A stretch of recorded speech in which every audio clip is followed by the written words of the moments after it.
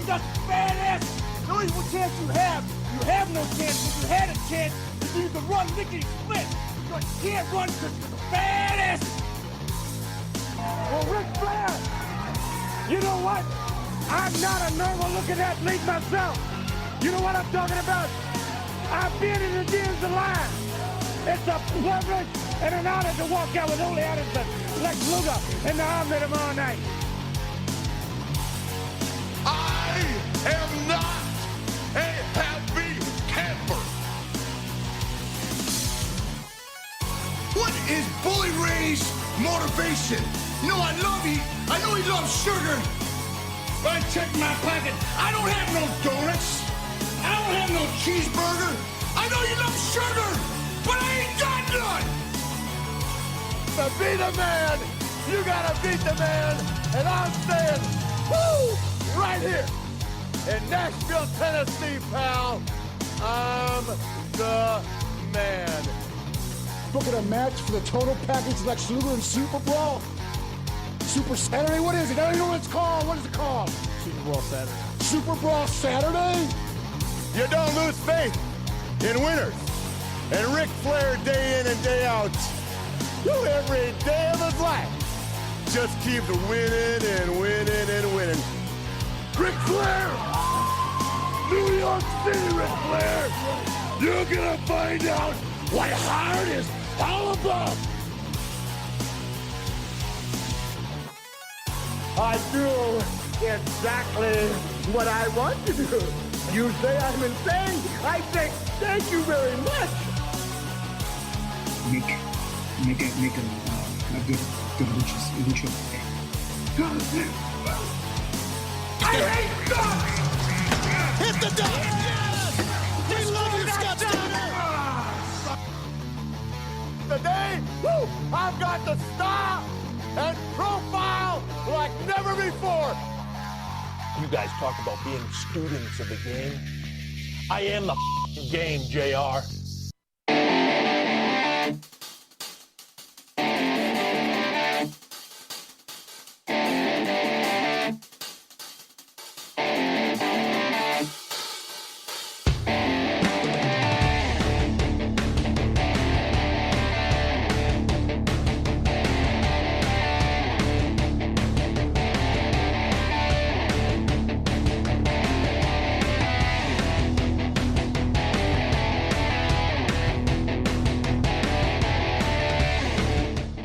That's it.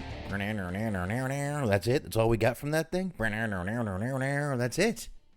I'm all ready to make my debut on WCW Thunder right now. It does sound very WCW Thunder. I mean, literally. I think that's the music for the downloadable characters in fucking every old game. Holy shit. Well, it's not even like the first one. It's like create a wrestler option 4. Oh, that's definitely yeah. That's definitely the old call option right there. But anyway, folks, how is everything going? That's right, it's Wednesday night. It is Wrestling Outlet. I'm still getting used to saying that, but this is Wrestling Outlet. I am, of course, Boxman, and across from me, of course, is the Smoking Smark Wahlberg. What's going on, buddy? Got it, Daddy. How are you? Living the life, man. Living the fucking life. There you have it. All right. Smark's like, that's great. Good. Nice. Way to go. All right. The good old living the dream, which has never been said sincerely in its entire iteration. No, I think someone smart-assly says it's me every day. Some truck driver. How you doing? I'm living the dream, buddy. Another day in paradise. You know, scraggly truck drivers. That's how they are. Just how they are, man. Nothing you can do about it. Anyway, folks, it is good to have you. We were hoping to have more news to talk about tonight, but one person has sort of dominated the news this week, and that, of course, is one Tammy Sytch, and not for good reasons, obviously. We will get into that right after we get plugs done and all that other fun stuff that we do, and then we will go ahead and get into that. Sounds like a good plan to me, and I'll tell you what, I guess we can go ahead and just jump right into plugs, right? Sounds good. Is your mic plugged in all the way? You're like cutting out every now and then. I'm a little bit away from the microphone. I'll get a little closer. I mean, now you're fucking loud and clear, but holy shit. There we go. There you go. All right, I'm going to lift my mic up a little bit too, actually. That should help a little bit. All right. And I guess that means we can go ahead and start plugs now. All right, let me go ahead and get this little music rolling here so we can get a little something behind us, and we'll go ahead and get plugs done real quick. All right, folks, that's it. Hi, Marks, Cheeseman, Mojo, G-Wiz. They are the High Marks. They are on Sunday nights, 8:30 p.m. Eastern Time. Mixer.com/Metal Mitt Podcast Network. That's where you want to be checking them out each and every Sunday. Again, 8:30 p.m. Eastern Time. And, of course, Bobby Anthem, Bobby Blades. Check out those Inhumans on the Inhuman Experience. Apple, Google, all the usual platforms. Subscribe, and you shall be a happy person. And, of course,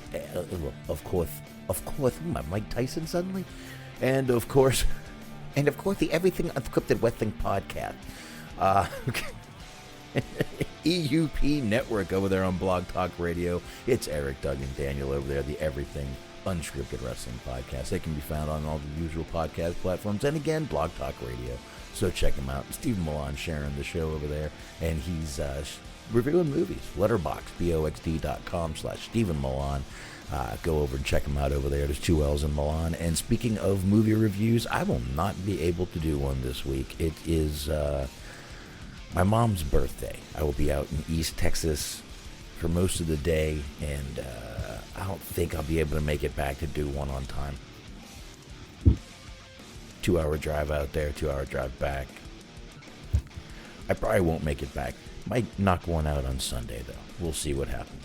I'll see what's going on Sunday. I know my kids are running around all weekend this weekend. So, anyway, Smark, let it roll, man. You got it. Mondays, 8:30 p.m. on the Metal Mitt Podcast Network, on the Mixer Machine, and available wherever you get your podcasts. It's Cheese on Sports with Cheeseman, G-Wiz, Luke Bird, Matt, and myself. We're talking the NBA, we're talking the NHL, we're talking the NFL, we're talking the UFC. We reviewed one of the most absolute fucking boring UFC cards you've ever seen. Took place Saturday, so if you want us to make fun of that, now's your chance. Please do. We'd love to hear you. Listen, and you please be sure to check out the Mo, Joe, and Dirk's Most Dastardly Show, which is wherever you get your podcast. We'll check those guys out. And what you always want to check out is our friends at Planet Raconteur. It's the Planet Raconteur podcast with Bobby Anthem, Papa Dave Sincere, and Young Mask. All 16 episodes of Season 1 are available for you. Season 2 is rolling down the pike. I believe we're at 8 episodes now. So be sure to subscribe so you do not miss a new episode. And you can check out all the old episodes. We live the past. Oh, yeah. Who doesn't love nostalgia? So, bad UFC card? Excuse me. Oh. Really? A bad UFC card this weekend? It was fucking terrible. The women's title match. We're talking UFC now, and I started talking like Wiz. My bad. I love you, Wiz. I'm just playing. No, the women's UFC title match was terrible. It was like fucking nobody did anything. They circled around together for about fucking 5 rounds. Right. There's like a takedown was like the biggest thing that happened. And like a round was decided by like a leg kick. It was just fucking the most uneventful thing. It was 2 people fighting not to lose, which is always great for paying customers and for people who are pretending to be paying customers. I was going to demand money that I didn't spend back. I wanted a refund. I wanted to get like my data back. It's like, yeah, I didn't pay for this shit, but it's like technically the internet does cost money, so I'm going to need a refund. There you go. Call your internet company and say, look, I know you're going to see that where I got this from, but I'd really like some kind of fucking refund. Can you give me some, like, my life back or something? Mm-hmm. It was that bad, huh? Wow, I didn't hear many complaints, which, you know, on the internet, it's amazing when you don't hear complaining, so. And then there was another title fight. There was a men's title fight that took place. It was the main event. One of the fighters didn't make weight, so he couldn't win the title. He could only, he just only could compete. So only one person could win the title. And if the person who didn't make weight won, it became vacated.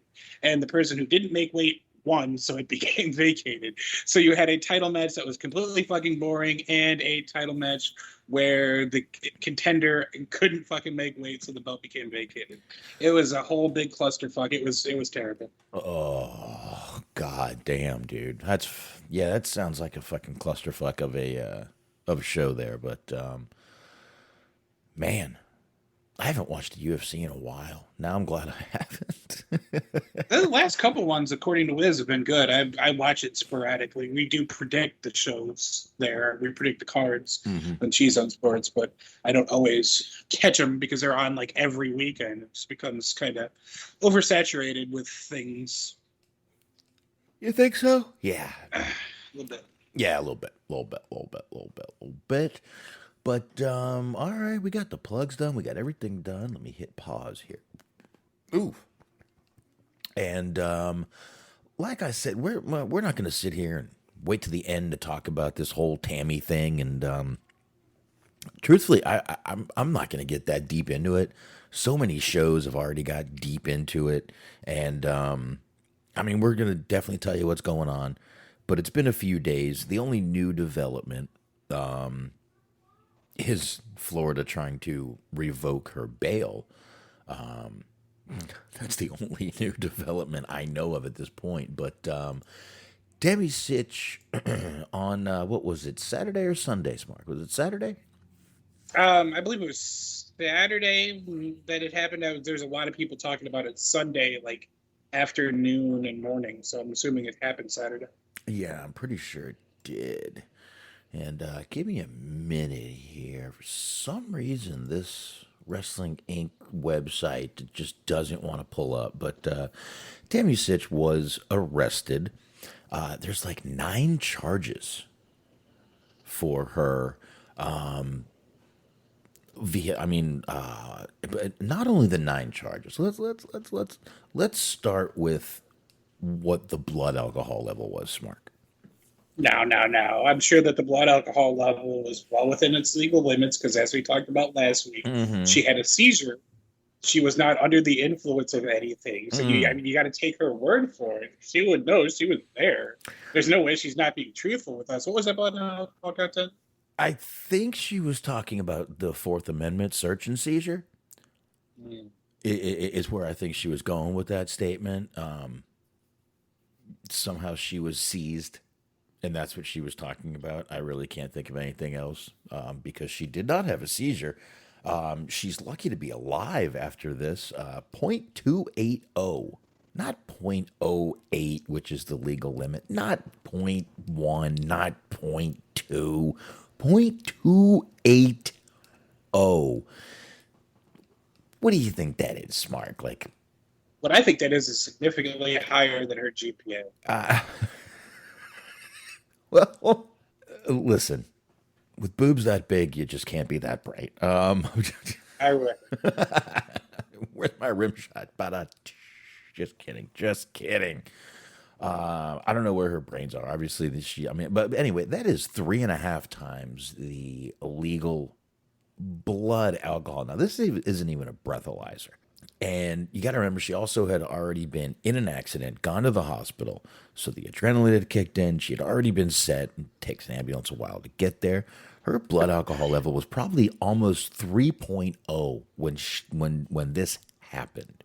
Yeah, she had time to sober up a little, theoretically. I mean, a little bit, not much, but just think how fucking drunk you are. I mean, listen, I don't think I would even be standing at 0.280.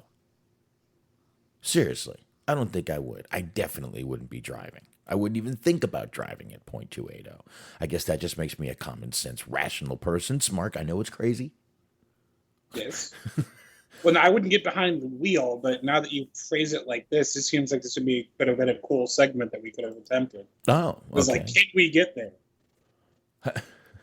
What? I'm just like, well, like who could get there? Like we're taking that's the new TikTok. Is like it made challenges become a thing. It's like everybody takes this challenge and that challenge. We could take the Sunny challenge and see if we can get our butt up to that level without passing. Okay, are you asking like who do like what person like what maybe actors do I think have been so fucked up in their life could actually be that and keep standing and driving? No, I'm just talking about like if we could do it, if we could both try to get our blood alcohol content to that level, and then just like see how long we could stand up, or if we could stand up. It's the No, Sunny challenge. I don't think I want to do that. I mean, compared to any number of other things we could have named the Sunny challenge, this isn't quite so bad. No driving, no driving. Yeah, no, I'm a good driver, dude. That is listen. She had to have been drinking all day, basically, all day. And I think this accident happened at like fucking 3 in the afternoon, 4 in the afternoon. She had to be drinking all day. That's the only way you could possibly have your blood alcohol level this high, because otherwise you were just like sipping a drink as you were driving of straight fucking liquor through a straw. Seems plausible. Both seem plausible, or The idea that she would be drinking while driving seems entirely plausible. either that or drinking all day. I mean, listen, I've day drank before. I like doing a little day drinking. What I do is I make sure I don't have to go anywhere, and then I don't go anywhere. Where the fuck could she have been going? First of all, let's also just bring up the fact that the car was hers. It was hers. She somehow bought that car. Now you got to remember just because you don't have a license doesn't mean you don't still have your license. They don't like come to your house and confiscate it or take it out of your hands. You've still got a license. Right. So she probably went to some schmutzy car dealership who she knew, greased them a little bit. Where's the car? Hey, the license thing is okay. The car's from Jersey.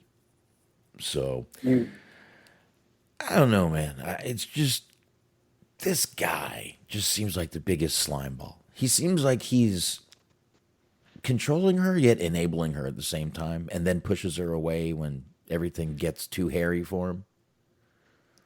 Yeah, it seems possible. But from what I hear, this guy's pretty much a scumbag. Matter of fact, from what I hear from the person I know who talks to Sonny every now and then, is this guy actually like has 2 kids who were taken by CPS because he basically abandoned them with a babysitter to go be with Sonny. So this guy's kind of scummy, more than kind of, in my opinion. But 0.280, I couldn't do it. I couldn't do it. Not driving. Definitely not driving. Maybe if I was playing cards, I might be able to do it because I got something else to concentrate on besides how fucking drunk I am. That's right. That's about, and I can literally sit at a card table and drink all night. So I feel like I've been there, but I don't drive, so I've never had to deal with that. yeah, you don't drive at all. I mean, not a lot, but yeah, I don't put people's lives in danger by drinking and driving at the very least. Oh, it's a good idea. That's a very good idea. Smart. There you go. Now you're being logical and having common sense here. It's not good. It's not good. It's not a good look on you. Not a good look at all, Smart. But No. and this is, and like I said, she was taken into custody somehow. I guess since this was not a murder, this is I guess the main charge in this would be vehicular manslaughter, I believe. I believe so, yeah. I believe so. She's got, now let's just, okay. 1 count of DUI causing death. 1 count of causing death while operating a vehicle with a suspended or revoked driver's license. 4 counts of DUI causing injury to a person, and 3 counts of DUI causing damage to property signed to an honorable Judge Schumann. They set the bail amount at $227,500. So basically, she had to come up with $22,750 to get out on a bond. You're moving a lot of 8x10s of your asshole. She could probably make that in fucking 2 days. Let's be honest. And she's still, from what I hear, she's still pushing her OnlyFans and recording in some fucking slummy hotel. Oh. But like at this point, it's not even a matter of like, not like whether or not you want to. It's like the OnlyFans system. Like, it's not a matter of if you think OnlyFans is a scam or worth your money or not. It's just if you're spending that money anyway, there's so many better options. Like, I don't know. I don't feel like I need to remind people of this. Like, fucking Tony Storm has one. Chelsea Green has one. Scarlett Bordeaux has one. People who aren't drug addicts have one. People who don't fart on film have. Like, if you want to get ripped off by somebody who will never have sex with you, there are far, far better options. So I'm trying to say. Just go to a strip club. Sure. Yes. Help support, entrepreneurs, small business owners. Yes, small business owners. Help support those girls trying to get through college. Mm-hmm. Absolutely. Even if it's community college, it still counts. Listen, I don't care if it's fucking technical school. You help them out. I want an ITT tech commercial now with strippers. There's got to be a couple that go there. Oh, for sure. Absolutely.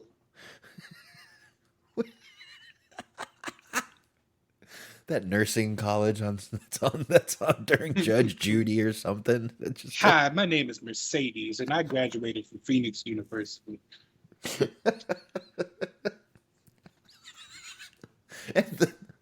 You know how you always hear the little guy over the intercom call the doctor. Mm-hmm. This one goes, Dr. Mercedes, come on down. It's still just a fucking DJ. It's like, all right, I got to perform surgery. Somebody please pour some sugar on me. I got to focus.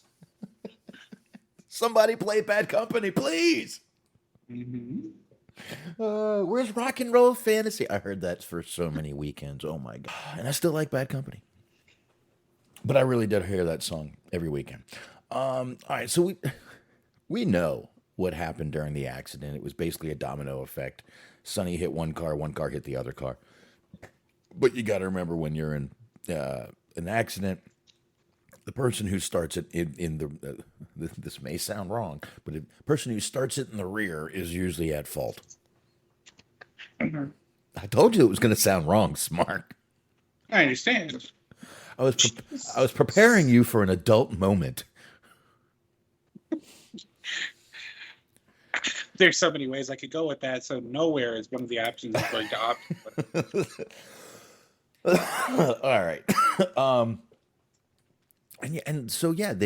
They went out, they picked her up. There is video of her being picked up. There's nothing wrong with the video. She cooperates. It's actually kind of non-climactic. They get her. She gives her name. She was, like I said, she was very cooperative. She wasn't trying to run yet. Yes. Out on bail, they're looking for her. I got a feeling they might not find her right away. That's all I'm saying. That's all I'm saying. She'll still be on social media doing her thing, but anyway. Now, not only was she just driving a car, this woman was driving a Mercedes. That's like a fucking tank. Mm-hmm. Mercedes are tanks, dude. They are goddamn tanks. My dad has driven many Mercedes, and the reason he buys them is because my dad's a shitty driver, and if someone hits him or he hits someone, that thing's a tank. So that's the reason my dad always gets and enjoys driving Mercedes, is because he's a really bad driver, like really bad. So there's that. There's so much to this. Now, she's definitely going to be looking at jail time. How much? Who knows? But that's all going to come down to the old judicial system. But they are trying to revoke her bail.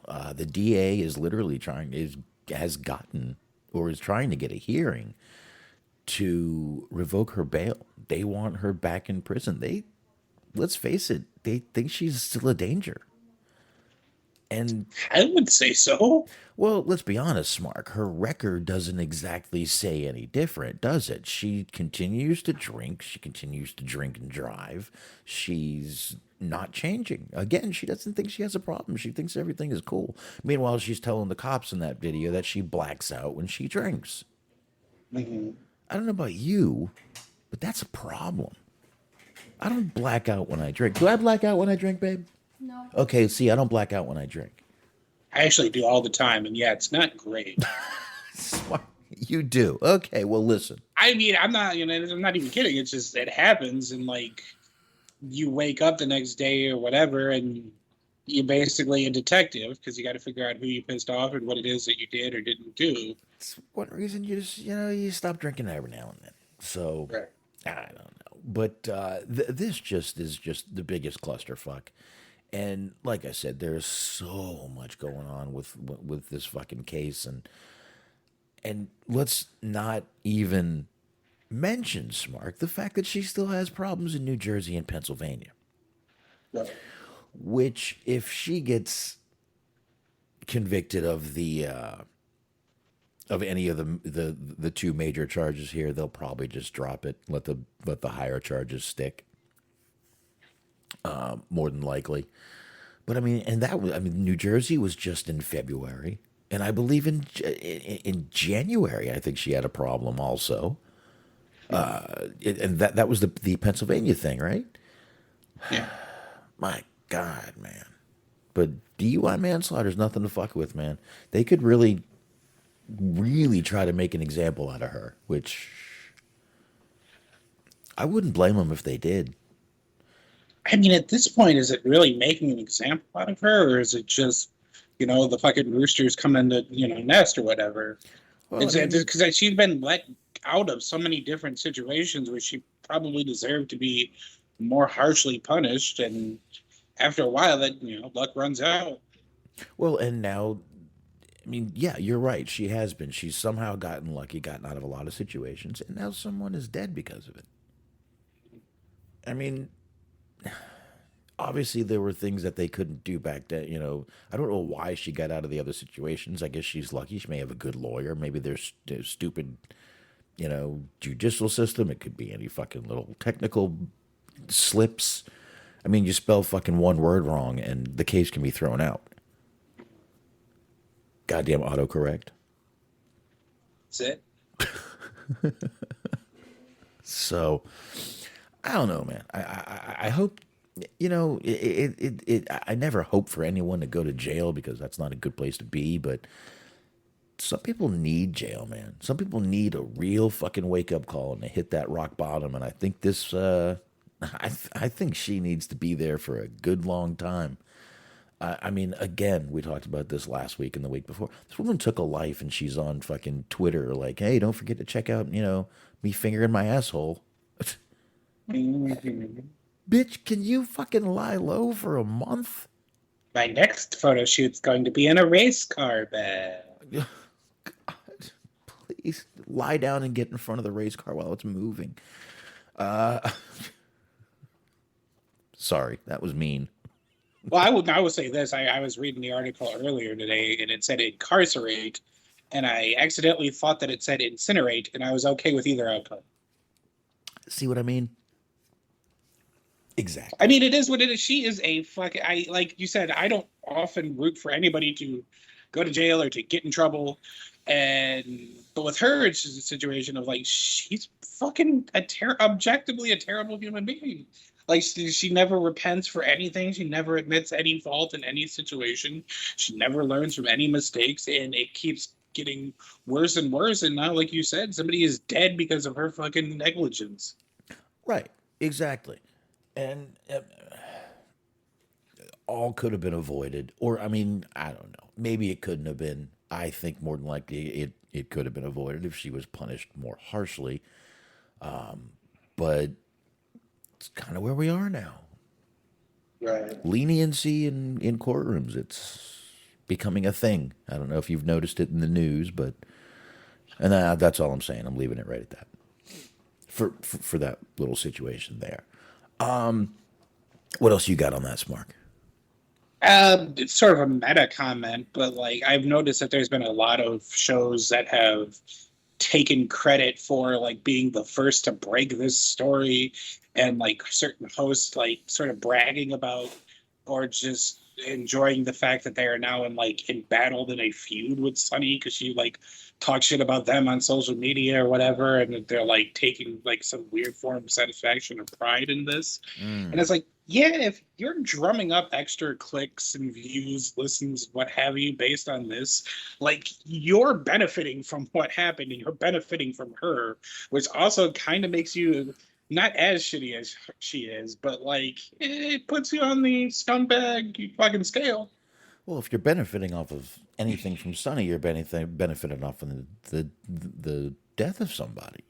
Right. It's gonna tie together. But you're right, and I've seen the same thing, and everybody wants to be. I don't give a shit. I don't care if we ever break any fucking news. I'm not here to break fucking news. I'm here to just talk about shit, tell my opinion on it, Smark's opinion on it, hear his opinion, hear your opinion, and go on from there. Exactly. That's it. I don't care if I don't need to break fucking news. But speaking of breaking news, Smark, oh my god. No, I'm just kidding. Cue the suspenseful sting. Do we have a graphic? We don't have a graphic. Damn. No. We are building a news desk, though. That's sort of a top secret information that we haven't told anybody, but yeah. I could get that kind of layout for us. Really? I could. We were talking about doing Twitch. Did you, when you were in high school, here we go. We're about to diverge into other shit. Okay. Did you have like a school news? We did. Never read one. Well, we would have shit where it'd be like, there'd be school news, but then there'd also like occasionally, there would be like a little program that would play like before class started on like all the TVs the teachers would have in their classroom. Oh. You went to a fancy school. Yeah, something like that, I guess. I think this technology was slightly different then. Yeah, we still had the big box TVs when I went to school. I think we did too, but I'm just saying you could like record shit on your phone or whatever and then plug it into a DVD player or something. Yeah, we didn't have DVD players when I was in school. Well, you didn't have Blu-ray players, but everybody. No. You got the laser disc, the old Betamax. Oh, we had VHS. We were still using VHS back then. Still had overhead projectors in the classrooms, huh? Yep, still had the overhead projector. It's amazing. It's like, and they figured, like, they tried to bribe the kids with fucking pizza parties, which is like any problem could be solved with a pizza party. Why don't they do that shit with adults? Like, I would increase my productivity if somebody, like, if there's a pizza party on the other end of it. Some adults do. I used to, at one of the places I used to work at, every Sunday they would bring in pizza, but every Sunday they would bring in Papa John's pizza, and then old Papa John himself went off the deep end, and that was the end of that. So that kind of sucked. Jesus Christ, you could have fucking switched to Domino's. I'm saying, but unfortunately, I think that was just like a convenient out. Yeah. It was like, all right, well now we don't have to like keep paying for shit for the employees. Jesus Christ, man. Dog the Bounty Hunter is still employed. Come on. Can we fucking calm down with all this shit now? But anyway. We're talking about pizza parties, right? Mm-hmm. Okay. So how am I going to word this? When you got a good customer, you want to keep that customer. You want to keep the guys in the warehouse happy, because the guys in the warehouse, believe it or not, are a big part of what I do. This, the boxes and all that stuff. Guys in the warehouse are a big part of it. They decide if a pallet can be accepted, if it's a little fucked up or not. They can get your truck in and out quick. They can get your truck in and out by making them wait. You know what I mean? They're important. So what we do is every now and then for bigger customers, we will actually go get pizzas and feed the whole fucking company. We do that shit. You used to be able to take people out, have Christmas parties. Really can't do that anymore. You really can't barely take people to lunch anymore. Are you talking because of COVID, or are you just talking about the nature of society these days? It's now looked at wrong if people go to Like if they go to lunch with vendors and stuff. I see. It just gets looked at wrong sometimes. Last Christmas party I went to, it was not work related in the sense that it was like formally thrown by the job, but it was just a bunch of people from work that agreed to have a Christmas party at somebody's house. Yeah. There were goats. She had goats at her house. Oh. And I thought she was fucking around, but then like as soon as I got there, she's like, "You want to see the goats?" I'm like, "Yes, I want to see the goats." Absolutely. What kind of question is that? Of course I do. Like I thought you were kidding, but yes, if there were actually goats present, I would like to view this. Actually, as I'm driving home, there is like literally right around the corner, goats, and actually 2 houses with goats. And there's a house right up the road from me. These houses are not big. They've got a horse. They've got a little fucking pony. I don't know why, but they do. Not a miniature pony, but just a little white pony that sits out there and grazes on their lawn. It's fucking weird, man. It's fucking weird. No, I hear my dog. He'll bark. They'll let him out. See? There you go. But speaking, see, he's saying, "Get me." But speaking of, I wouldn't say speaking of weird. A couple people have been calling for old Tammy to be removed from the WWE Hall of Fame. That being Bill DeMott and also Mark Henry. I feel like if I were Bill DeMott, I would just kind of fall back and let Mark Henry take this one.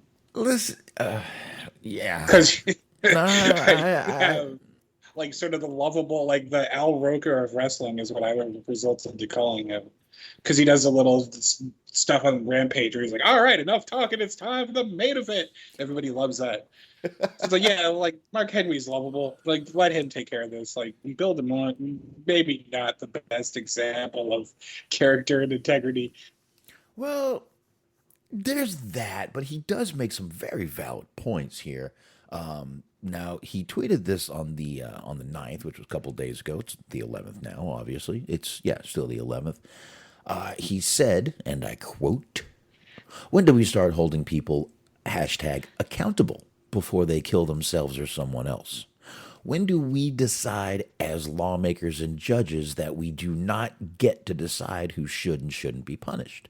When do organizations speak up for everyone, not just influential cases?" And that was the tweet right there. He did set his account to private. And then basically a little like press release was included on the Twitter page from the Carrie Ann DeMott Foundation. I don't know if you knew this, but DeMott's daughter in 2016 was actually killed by a drunk driver. No, I didn't know that. So this kind of hits a little more home for him than a lot of people. And it hits home for a lot of people also, but I can see where it's going to definitely hit him, pretty fucking hard. He put out a little press release. Like I said, the release stated in part that Sytch should be removed because she's a repeat DUI offender, and now she's killed an innocent man. Again, I see his point. And, of course, Sunny just can't fucking just take it and lie low. No, she has to clap back. And she tweeted this. This was, I believe this was today. This was today she saw the tweet. "I think Bill DeMott should be removed from the WWE Hall of Fame." Oh, that's right. He was never inducted. He was too busy sexually harassing female talent and degrading male talent as well. Yet he is worried about a crime that has not even been proven in a court of law yet. Okay. Does she have a good point? Innocent till proven guilty? Yeah. We do have a lot of evidence, though, of what's happened with this accident. You can think what you want. You can also make educated opinions. You can have educated opinions. Right. Right? And that's great, but I really feel that she should, if her lawyer's not telling her to stay the fuck off Twitter, I think she should fire her lawyer. And I think that this is pretty fucking low of her. Because, yeah, she did kill an innocent person, and this guy's daughter was killed by a goddamn drunk driver, and all she can do is bring up shit that, I'm sorry, has absolutely zero to do with what he's talking about or what she is being convicted of. It's got nothing to do with it. And really, it's fucking, I mean, it's kind of below the belt and really, really, really proves that she just has nothing except vile shit to say. She has a persecution complex, as everybody else, out to get her. But she's always the victim. But like the reason that he, according to you, harassed the female talent and the male talent as well is because it came out and here's the important thing, got in trouble for it. He was held accountable. That was his whole point. Mm-hmm. Yes, he was. He lost a job over it. Matter of fact, he hasn't been able to get another job because of it. Right, yes. He actually is dealing with the fallback of something that he did. Here's a good word, Smark, consequences. Yes. Of what he did over years. Now, again, I'm not saying Bill DeMott is this fucking holier than thou person. No, he's not. He's done some shitty stuff in his life. Really shitty stuff, obviously. But it's got nothing to do with the fact that Tammy has multiple DUIs and now has killed a person. He did not lie one bit in one thing he said. And neither did she, but she just went with literally just went with insults that have nothing to do with anything that she's being accused of. Nothing. Nothing. Nothing. She's getting desperate, dude. And I think, honestly, to his point, like, I do think she should be taken out of the Hall of Fame, because if you're going to sit here and, okay, I realize that they sort of kind of through a loophole ended up inducting China. But if the whole argument about not inducting China before was that if you look online, you can see all of what they believe to be her misdeeds and things that made the company look bad. I think the company looks way worse if one of your employees, ex-employees, people who you hold in high regard and esteem, killed a person. That's sort of a big deal. I understand that, you have, fucking Snuka in there, but there's actual proof that she killed this person. Mm-hmm. No, you're right. You're right. There is. And if they'll probably have to wait until the trial is over. Because if she's like I said, if she gets off on a fucking technicality, they'll leave her in. If she's convicted, they've got a great reason to be like, I think we should ixnay on the Tammy.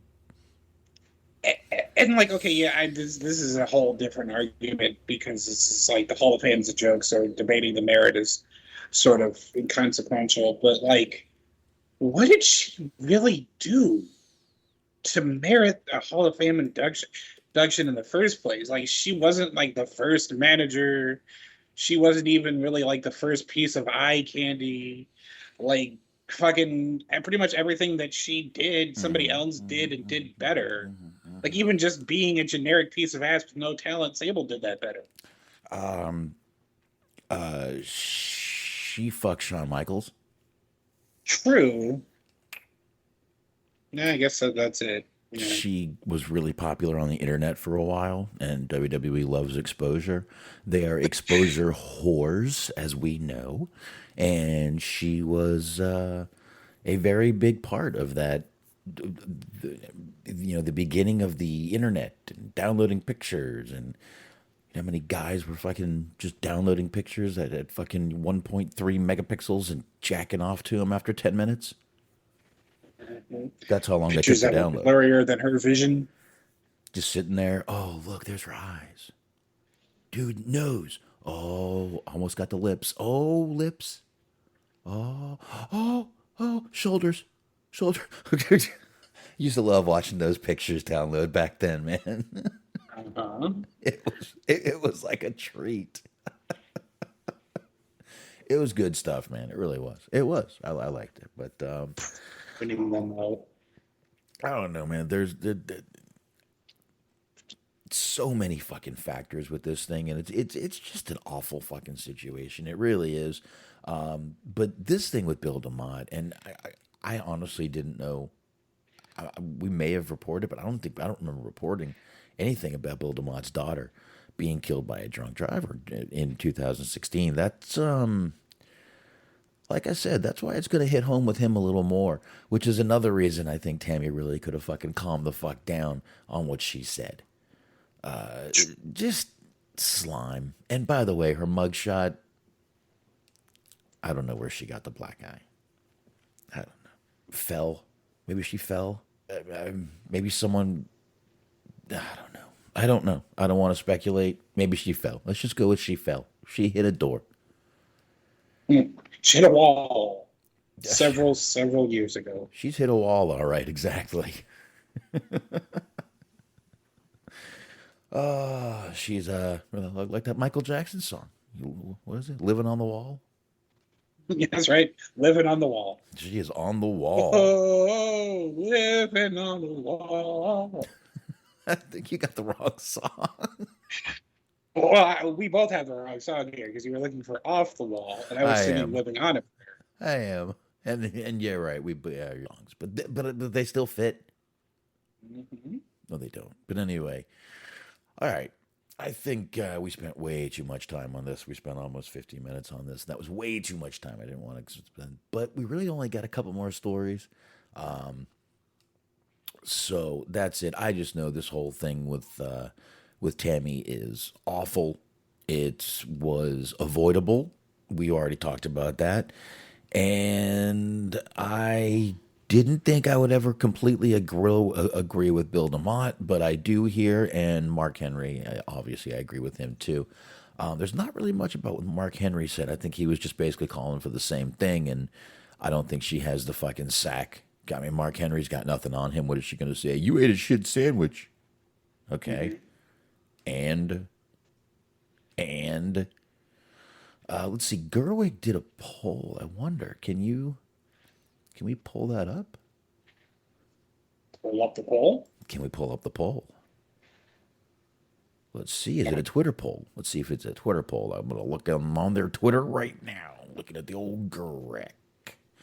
And I'm looking to see if they pulled that up. I don't know. I don't see it. Oh, here it is. Nope, that's her responding to Bill DeMott. You would think the poll would be right around there. Great picture of Dana Brooke. Let me pull that up real fast. Take a little. Oh, that's an old picture of her before the. That's pre-boob job, Dana Brooke. Yeah. I don't see the poll. I really don't. I don't know if there's a way to go into polls or on someone's web page, Twitter. I'm not a Twitter guy, so forgive me. Let's see, tweets and replies. Media. How about media? Oh, I found it. Ooh, not much really going on. No one really voted. It was today at 10:06. It's got 3 retweets, 1 quote tweet, and 10 likes. That's it. Rough. I don't think anybody wants anything to do with this shit. So, all right. Enough of Tammy Sytch. I think enough of that shit. But, all right. So let's get into, Smark, we only got a couple more here, so I'll hit one more, and then we can just hit the last 2, and then we'll get into AEW, and we'll wrap this motherfucker up. Let's do it. Real quick, the only last 2 I have are AEW things, so that's going to work out good. And according to several different sources, AEW has already created trios titles, which they've been talking about. And this is obviously according to the old Wrestling Observer newsletter. He says they 100% have already created these titles. They've got them, and they're just waiting for the right time to introduce them. This is something that everybody's been talking about. Even they've talked about it and made light of it just because it's been so talked about. So I think that's I got a feeling Double or Nothing could be a good time to bring him out, or even wait a little longer after that. I don't know. I don't know. I mean, when would you think would be a good time to bring him out? We do have Double or Nothing coming up in a couple of weeks, so I think maybe next pay-per-view cycle. Maybe not this one, but the next coming one. You could do that. I don't know. I mean, they've been talking about it for what feels like at least maybe a year now. And I mean, they're putting the plan into place because they're building, various factions and stables and trios. So it's not like they're not doing anything. right. They're just actually, building actual competitors before they just throw a belt out there. And they're just like, yeah, figure out somebody to compete for it. So it's smart strategy, but they have been talking about it for quite a while now. They're laying the groundwork. That's right. That's right. They're painting the picture. They're getting their Painting with the tongue. They're getting their proverbial ducks in a row. Tony Khan does look like somebody who likes to feed ducks. Cocaine? Well, yes. He likes to feed ducks cocaine. We had another fucking stupid. It was the same fucking video of Tony Khan just pandering to the Asian community again. Here's our 3 Japanese wrestlers. Okay. We've got all 3 of them. And literally all they did was just show the clips for like the pictures a little longer, so it seemed like there was more. It's like, dude, you have 3, and that's all. You're like, it's wrestling. I'll try to bring all the Asian influence, and it's like, dude, you have 3 fucking people. That's it. Calm down, Tony. He's furiously at work on Duolingo trying to learn Japanese. So he'll get there, folks. Give him some time. Oh boy. He'll show up in a rice patty hat, and then they'll have to explain to him that it's not Japanese at all, and that he done goofed. That's Vietnamese, isn't it? I believe so. In Chinese? Maybe. I might have just got it wrong, too. But anyway, Meltzer's reporting that they're waiting for Kenny Omega to come back. And Kenny Omega may not be back for a while. He's saying he's not healing as quick as expected. But Big E also is not healing as quick as expected. He's going to be out a little bit longer, but that I've got no issue with that. Big E just needs to heal up. I don't know if I believe that or even think that that's a reason why I will wait for Kenny Omega to come back. I really figured they were going to just put Omega out there as this, like, hate to say, but he might be a babyface when he comes back just from being gone so long, and just break him out as a singles guy. Well, I think you got to talk about going back to laying the groundwork for things. It's like they're building that with the whole Adam Cole, like, kind of having a leadership role amongst the elite, and then Kenny Omega comes back, and it becomes they break off in their own little sects, splinter groups, and it becomes like Kenny Omega and his friends versus whoever stays with Adam Cole. I guess like the undisputed era people. I know that's not what they're calling them now, but like Fish and O'Reilly or whatever, hanging out with Cole, and then you have the Bucks and Omega, and they go at each other or whatever. I mean, I guess. Well, anyway, Trios titles have been talked about since pretty much mid last year. So this is not something that's like, oh my God, we predicted this. Everyone's been talking about these titles. Even Tony's been talking about having Trios titles. He'd love to do it. So there you go. I mean, plus now that they had the open relationship with New Japan, they've busted open the forbidden door, as they love to say. Oh. They have a Trios title in New Japan. So it's kind of an opportunity there. They can use maybe some of the trios in New Japan, and they can have champion versus champion matches. There's all kinds of things that they could theoretically do with that. And Dirk's booing something, but I don't know what. Tony's forbidden door is a goddamn fucking coke house that he won't let him in. I wish.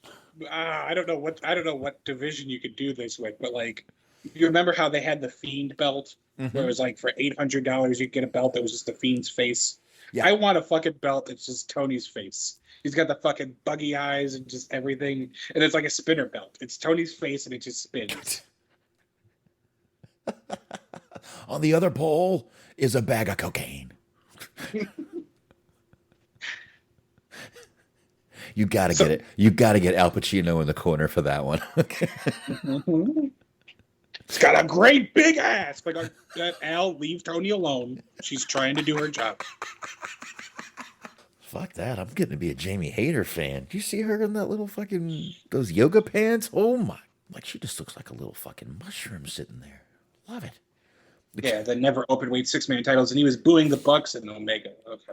I know, man. We've seen enough. We've seen enough for a long time now. But, all right. We got 2 more little ones, and then we're going to get into AEW. Smart, I really want you to try to put some context to what you sent me. I wish that I could. I will pull it up for you, though. Oh, I have it here. Don't worry. Give me just a second as I go to load this. I don't really think that there is context. And this is after I read it, and this goes into my line of questioning. Because it raised some questions for myself.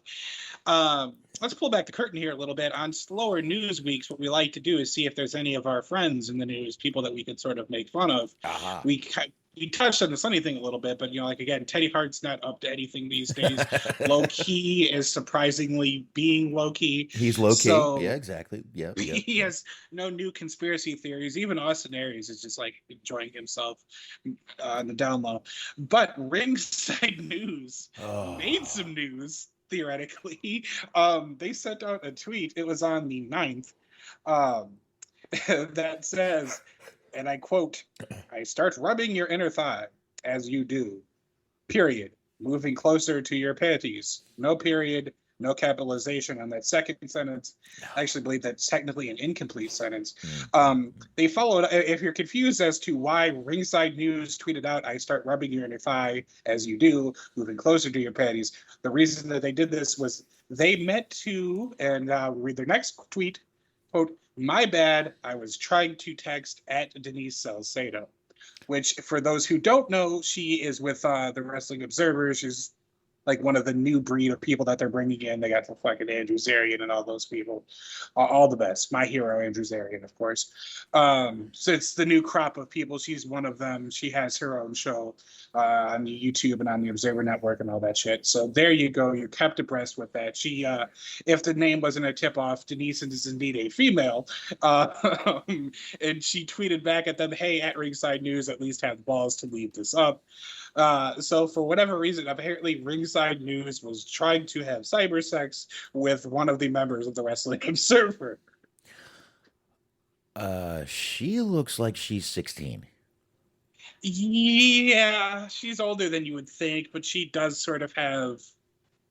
No. I don't want to use the word nubile as an adjective, so let's just move on. She has a youthful sort of vibe. Youthful vibe, most definitely. I'm looking at, nubile is like the worst word in English language. It's worse than most. No, I'm just looking at, I wanted to pull her up and see what she looked like here, and I'm sitting here and I'm like, oh my God, this girl looks like she could do a Nickelodeon show right now. Yeah, she very much has like the morning news type vibe of just being super perky and happy and excited and positive. Like, she's not bad. She's entertaining enough. I don't particularly super happy and positive isn't really the vibe that I can relate with. So I don't really watch much of her things. So, but yeah, you're right. She's got like you could definitely host a Nickelodeon show for sure. Meanwhile, there's a picture of her dressed up as Scott Steiner with the fucking mesh on. There's a picture of her dressed up over here as Shawn Michaels. Is kind of weird. I genuinely did not know where you were going to go with that sentence, and well, obviously, you're obviously a big wrestling fan, especially the way she committed to the Scott Steiner one. If you look at that picture, I could probably pull that up. But it's on YouTube. I'm not going to pull it up. Who doesn't want to be like? Who doesn't want to dress up like Scott Steiner? But the one of Shawn Michaels is pretty cool. Got the old the black and red with the little top hat and everything on. But yeah, looks very. Now, isn't that Brad Shepard? That runs Ringside News. Ringside News, yeah. I believe so. I don't know if multiple people have access to their Twitter account or not. So I'm still trying to get some context on this. This literally sounds like something in like some sort of like erotic novel. Well, and I mean, okay, but like, let's break this down here. Though I start rubbing your inner thigh as you do. As you do what exactly? That's a mystery in its own right, because that's very much incomplete. That's sort of ambiguous. What is it that you're doing? Well, it should have said you start rubbing my inner thigh as you do. That's what Okay. it should have said. And I believe if you're going to read this, you have to kind of read this. You have to go, I start rubbing your thigh, your inner thigh, as you do, moving closer to your panties. There you go. Yeah, it does kind of help if you're like picturing like maybe an Angel Garza reading this. I was actually going for Ricardo Montalban from Fantasy Island, but anyway. I couldn't think of the actor. I couldn't think of any actual Latin actors, so I just had to double back on my wrestling knowledge. I do find it funny that their sort of sexting also is riddled with grammatical errors. That's pretty consistent. That's on brand. I'll say that much.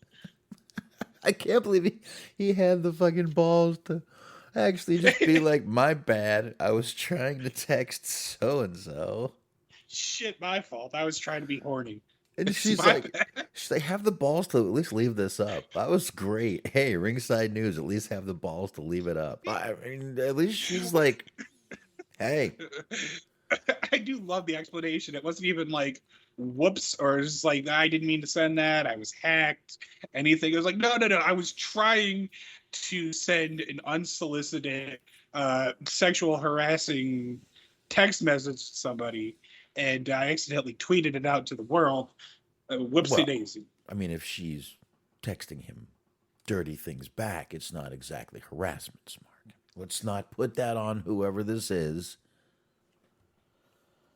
Yeah, but I mean, unless like they were doing something and then like he fucked up and now she's like, I like just sort of not wishing to have admit to any sort of knowledge of the situation.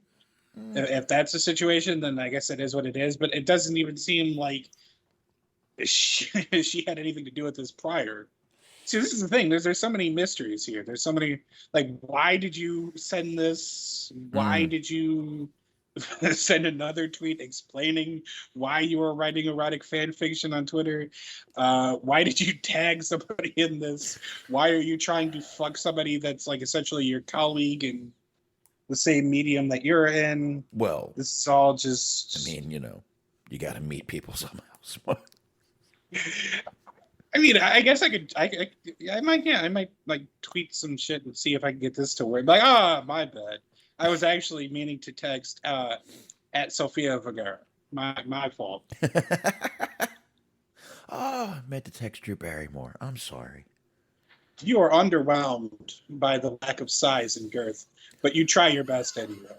At Jennifer Aniston. You give a heavy sigh and say, at least it smells nice. Oh, Jesus. Oh, all right. I got nothing on that anymore. I can't even. There's so many unknowns. I just thought it was amazing that like a wrestling news site got in trouble for being on. Like there's so many unknowns that I don't even want to know the known unknowns, and I certainly don't want to know the unknown knowns that's going on. I just want to not know anything about this. It's true. If that makes any sense at all. I think it did. I think that made perfect sense, and I think if you didn't understand it, you'd probably sit and smoke a joint. Let's do it one more time. There you go. There you go. All right. In that case, I think we should move on. If you guys noticed, Stu Grayson no longer with AEW, and he did confirm his departure. A little surprising on this one, I think, Smark. A little bit, yeah. I think this one's a bit surprising. It's not like he was never on television. He's very talented in the ring. Always went out there and put out 100%, in my opinion. Matter of fact, I think the last match he had was a couple months ago, and we were both like, the guy went out there and fucking gave everything he had in that match. Fucking went out there and knocked it out of the park. Next thing you know, bye-bye Stu. But, I mean, he obviously did the classy thing. He thanked everybody, and, everybody wrote, everybody he worked with, all that stuff. Best of luck and everything. So, I don't know, man.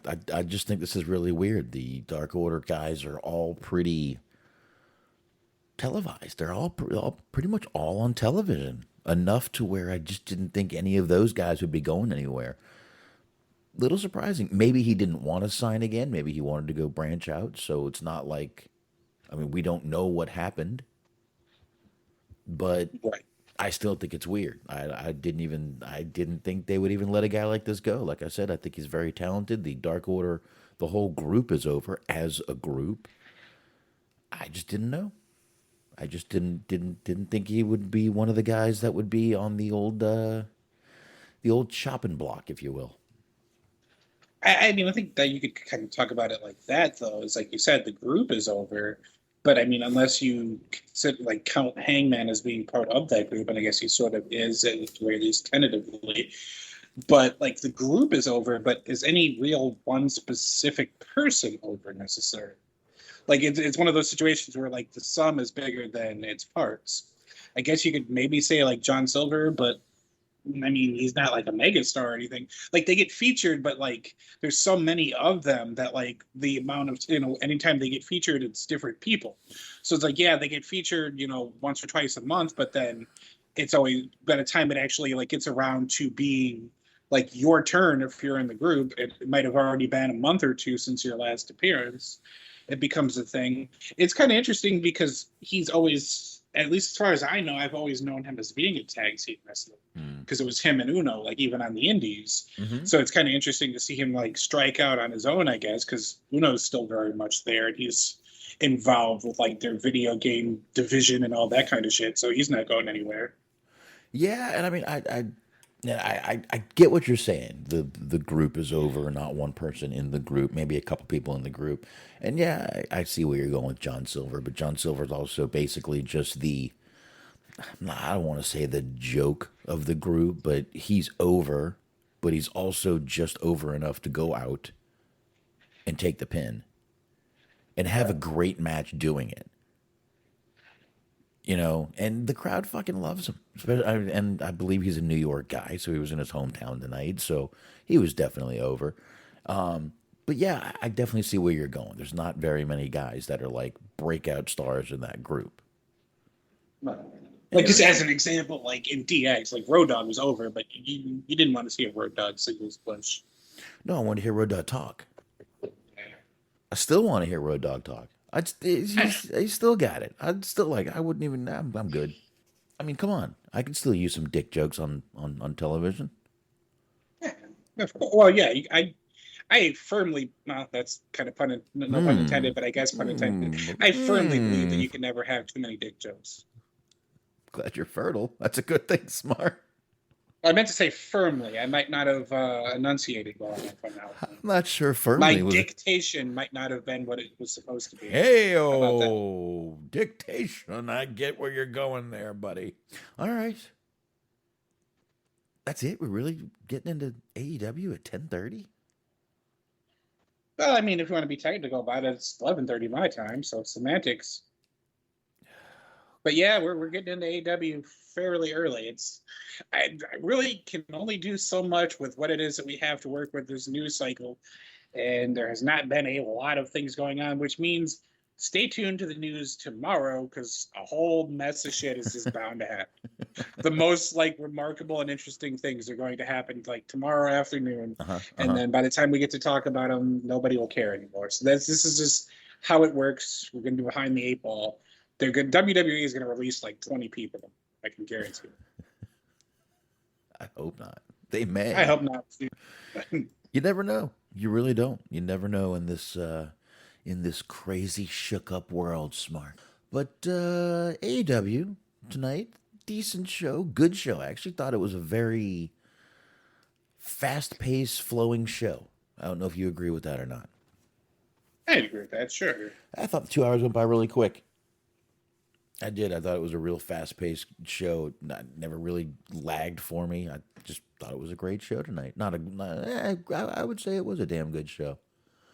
Once again, AEW starting the way they usually do. Adam Cole, bang, right out for his Owen Hart Foundation tournament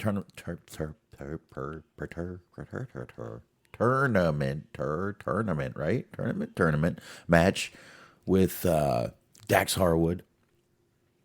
And yeah, great match. Dr. Martha Hart was shown in attendance for this match, and a great little 20-minute opener. Cole tapped out Dax with a sharpshooter, which was obviously fitting for the Owen Hart Foundation match. So, great opener in my opinion. I really got nothing to complain about with this opener. I'm not the biggest fan of Dax, but he's been out there having great matches. So I can't deny that. Even took that little like sternum to the post bump that Brett always does. Yeah. Well, that's because Brett is boring anyway. Well, He has to take something to make himself look interesting. I will say, just sort of as an aside, they were talking about, because the whole thing we had talked about a couple weeks ago, that Bret Hart had signed a secretive deal in the shadows with WWE. It turned out to be just a merchandising deal. So he could, were he to have wanted to, shown up and did stuff with AEW. And apparently he says that he's just happy being home. Oh. So I respect that kind of transparency. He's just like, yeah, if WWE is going to pay me anyway, I'm not going to like bother going to the airport. Fuck that shit. Yeah, I don't blame him. Dirk says, Adam Cole says, Dax All, folks. Oh, I'm sorry. Dax All, folks. I could see. That's great. Dirk, I think you might have just named the show. Okay. Works for me. That's less work for us. So good job. Congratulations. I'm stealing that one, buddy. I'm stealing that one, Dirk. Thank you, sir. Dirk messages me Sunday. Hey, that was a great match. I'm like, what? Oh, fuck. I completely forgot there was a pay-per-view on this weekend. Indeed, there was. It was all WrestleMania Backlash. I had no clue. I had no clue what he was talking about. I'm like, what? Match?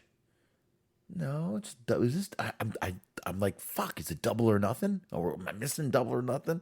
No, it was just WWE. I'm like, I'm not watching that shit.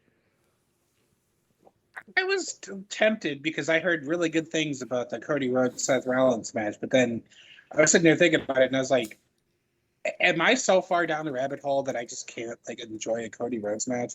I'm like, yeah, probably. Like the fact that Cody's in it is probably going to ruin it for me, so I just didn't bother.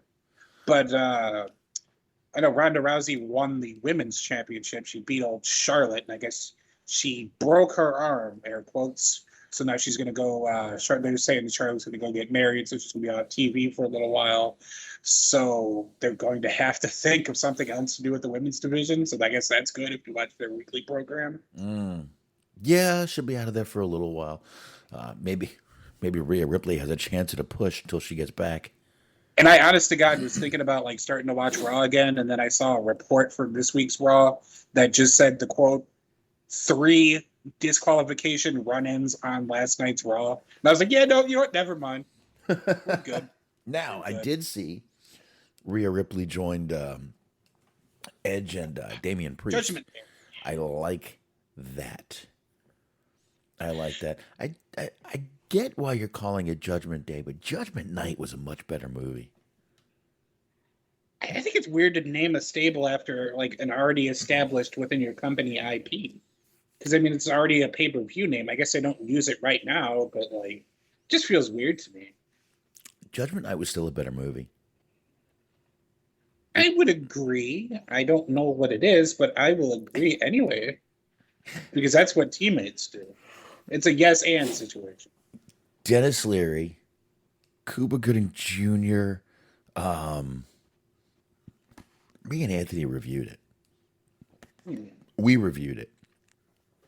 It was a great soundtrack. I believe it had a lot of Onyx on the soundtrack.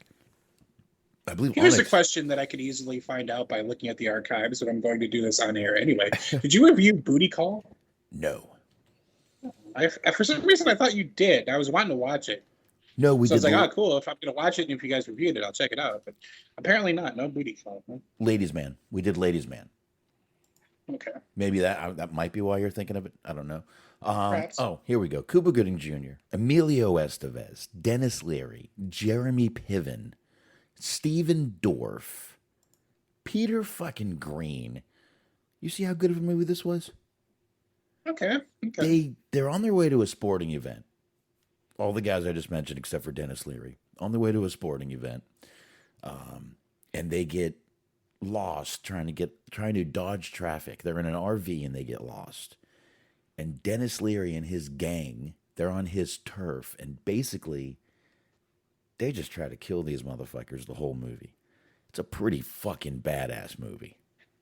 Me and Anthony reviewed it. It's worth a listen. It's really, the movie's worth a watch. I'll tell you the truth. Let me see here. You can, I'm right here on Google. They usually tell you where you can watch it. It's on Apple TV for $2.99, Google Play for $2.99, and Vudu for $2.99. I am absolutely convinced that no one has or ever will actually use Voodoo. Like, I feel like it's like I don't know, like maybe a money laundering front for something. Like, nobody has ever used Voodoo. I have a fucking Voodoo button on my Roku TV, the remote. Yes. And I feel like anytime I've hit it on accident exclusively. I've never intentionally opted to choose the Voodoo option. I feel like anytime you hit the Voodoo button, it should just like display a little message. It's just like, we're sorry. Would you like to click back to go back to the YouTube video you're watching? And it's like, yeah, of course. Yeah, I've never used it either. I've used Apple TV and I've used Google Movies. But yeah, I've never used Vudu. I didn't think I'd be using Zumo either, but here I am watching WPT. Like literally I don't think anybody's ever used Voodoo. Like right now I'm watching poker. It's on in the background. Old tournament. What tournament are they doing here? Oh, they're doing the Paris tournament from the Aviation Club in Paris. That's what they're doing right now. But anyway, great movie, Judgment Night. But I think that's cool for Rhea Ripley. Give her something to do. Someone did post a picture of her beside Eddie Munster, and it was awfully scary. She does look like Eddie Munster. She dyed her hair black. She still looks hot to me, though. She still looks good to me. But there was some good stuff, but I just had no fucking idea there was even a pay-per-view on before Dirk messaged me. There you go. Onyx, Biohazard. Here, I can quickly get the soundtrack real fast. I think it was kind of just more of the same, though, because there's another Omos Lashley match. Yeah. Apparently, Lashley like almost broke his back from having to carry him through it. I feel bad for poor Lashley. He fucking, I mean, this is already like 2 weeks old at this point, I think, but he went ass over tea kettle because the ring rope broke during the European tour, and he just fucking ate shit hard to the outside. Oof. Yeah, he did. Oh, shit. Here we go. House of Pain and Helmet, Just Another Victim. Fallen, De La Soul, and Teenage what? Let me pull this motherfucker up. Hold on a second. Oh, no, I'm curious. I'm also going to look up the Judgment Night soundtrack. I encourage everyone else listening to do the same. All right. De La Soul and Teenage Fan Club. 3, Me, Myself, and a Microphone. Run DMC and Living Color. Yes, the Living Color. That does the CM Punk song. Judgment Night. Badass song. Biohazard and Onyx. Disorder. Ice-T and Slayer. You see where they're going here? They put a metal band and a hip-hop band together on all these songs. Kind of like they did on Spawn. The Spawn soundtrack was the same way. Another Body Murdered, Faith No More, and the Booyah Tribe. I Love You, Mary Jane, Cypress Hill and Sonic Youth. Freak Mama, Sir Mix-a-Lot, and Mud Honey. Missing Link, Dinosaur Jr., and Funky, or Del the Funky Homo Sapien. Come and Die, Therapy and Fatal, and Real Thing. Pearl Jam and Cypress Hill. Actually, believe it or not, Del the Funky Homo Sapien is one of my favorite rappers. Huh. I remember that. It's more convincing if I didn't stutter over his name, but he's Ice Cube's cousin, which he doesn't actually really have that much to do with Ice Cube. They did like a song or two, or he like helped produce his first album, but then after that he like wanted to go his own way and have a career based on its own merit. But yeah, he's one of like sort of the godfathers of like independent underground rap music. So damn good artist, but yeah. A lot of artists try to break away from family and do their own thing, like Rockwell. Is it Rockwell? Yeah, he was like fucking Michael Jackson's fucking deputy or some shit. No, Berry Gordy's son. Oh yeah, you know, because he had Michael Jackson on his... Uncredited, and no one can prove it's him. Well, yes, but I mean, well, there's also it was actually to that point. That's he was uncredited on the episode of The Simpsons too, but he was like a really big Simpsons fan. So he wanted to do the episode, and he wrote like songs for them. But I don't know to what extent, because it can't be proven to what extent. But he was responsible for like writing the song "Do the Bartman," which is fucking weird and crazy, because it was like Michael Jackson at the peak of like his stardom, writing fucking songs for Bart Simpson to sing, which is crazy. Dude. But like he was involved in that, and then because he was on that Simpsons episode and it was him, but they like he didn't take credit for it and they couldn't prove it was him. From that point forward, they actually started making it so that they had to credit any cameos for whatever reason. It changed after that episode. Dude, he did a lot of stuff. Michael Jackson did a lot of stuff that he remained uncredited for. That little cameo he had in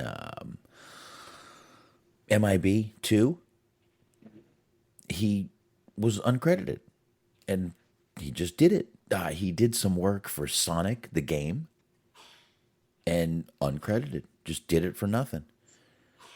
Just seemed like he wanted to do stuff for people. And just, use this, use that, use this. Nah, I don't need credit. Go ahead. Yeah, I'll go ahead and show up for you. Seemed like a really good dude, even though he was a little out there. He was sort of the inspiration for the movie White Chicks. All right, that one might not actually be factually true. That needs verification. But according to Wikipedia. According to Wikipedia. According to the Wikipedia article that I'm currently editing. Wait, I can't. That was fucked up, dude. That was fucked up. Oh, God, how did we miss... We were talking about AEW. What happened? Where did we? Anyway, I honestly don't know if I could follow how. Sometimes I can tell you. It's like, we were talking about this. Then I said that, or you said this. I have no idea how we ended up on Michael Jackson. Oh, Judgment Day. You thought Judgment Night was better. We started talking about the Judgment Day soundtrack, and then still somehow Michael Jackson showed up, but we got there. I mean, we just did a whole show on soundtracks a few weeks ago. Well, a couple months ago.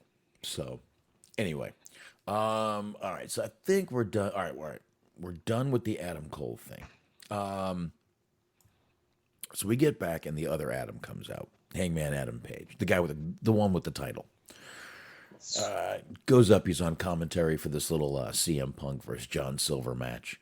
Punk comes out with an Islanders jersey on, and I think he let MJF borrow it later. They both had the same jerseys on, but well, he was, for whatever reason, trying to troll the crowd because the jersey of the player that he came out wearing had left for the Toronto Maple Leafs and is now like sort of an antagonist to the team. So they booed the living shit out of him. I don't know what that was about, why he chose to do that, but that's what happened. Because Punk is just, even if he's a babyface, he's a dick. Staying true to his role as a Chicagoan by starting shit with New Yorkers. And he's a dick. This is true. I mean, let's just leave it at that. I gotta tell you though, I don't care if the outcome of this match was fucking predictable or not. The crowd loved. First of all, the crowd was hot all night, but they really loved everything about this match, dude. They were hot for everything.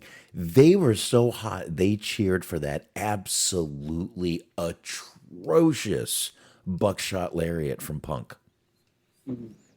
Dude, he missed that shit by 7 miles.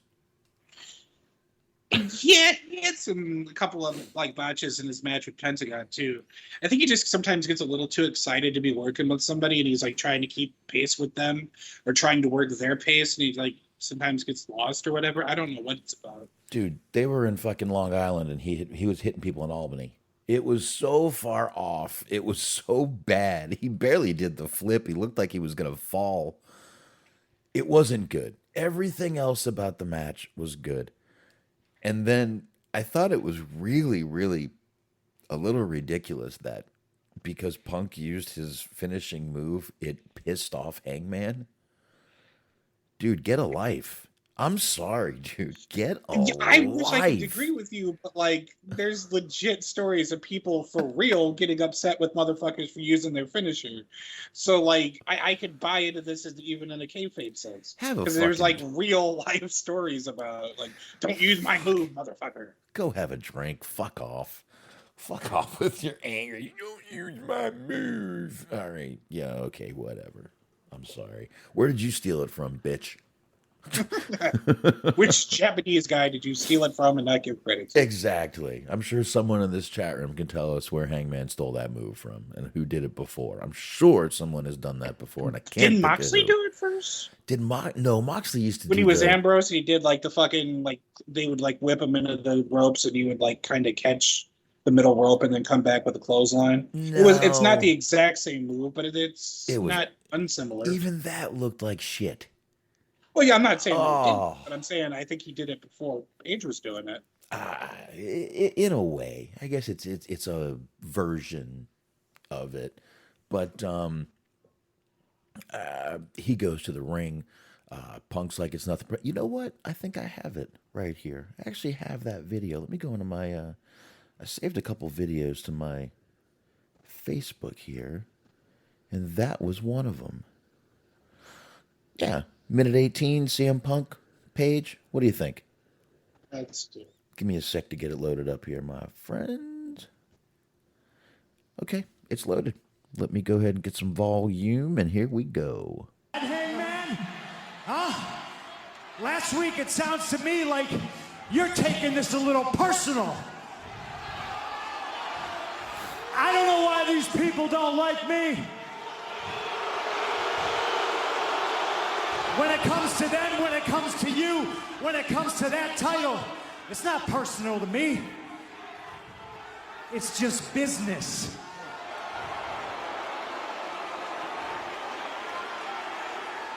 I used to wait. You know, if you think about this, I didn't mean to pause it, but I you know me, I don't want to forget what I'm going to say. You got Punk talking about business, and you got Jericho, the other former WWE guy, talking about sports entertainment. You kind of see where it's going there. You got these two ex-WWE guys who are both coming in and taking small jabs at WWE, but not in a way to where it's annoying. Annoying. Let me add the A to that word to make it sound like an actual word. Okay. Yellow wafers. I don't know. I'm not digging deep here. I'm probably a little high and just being like, dude, you see what's happening here, man? That's an interesting take, at the very least. So what's happening, dude, is aliens came down, right? And they're taking up. No, I'm just kidding. Let me hit fucking play. Every morning I ask myself, wait. Are you a good guy? Wait, I'm sorry. What'd you say? The government has the documents. Okay. I'm glad we again brought the promo to a screeching halt so I could do a half decent Jesse Ventura, which I feel like I have to retire now because Cross has that shit on lock. Oh, Cross my Lord. We played it, but like he keeps doing it, and it's good. It's really good. You know what, though? It's still fun just to make fun of Jesse all the time. I love Jesse. He's a good guy. They won't let me in because I know the truth. Jesse, you don't have clearance, and you haven't in a lot of fucking years. No, it's because I know the truth about 9/11. No, it's because you don't have clearance, you fucking dickwad. Anyway, let me go back to this. And I was a Navy SEAL, and then I was an actual SEAL. I If was in SeaWorld for about 5 years. if you never watched that Jesse Ventura little series he did, you have to. That's amazing. You have to. You've got to watch it. All right, folks, let's play the rest of this. Sorry about that.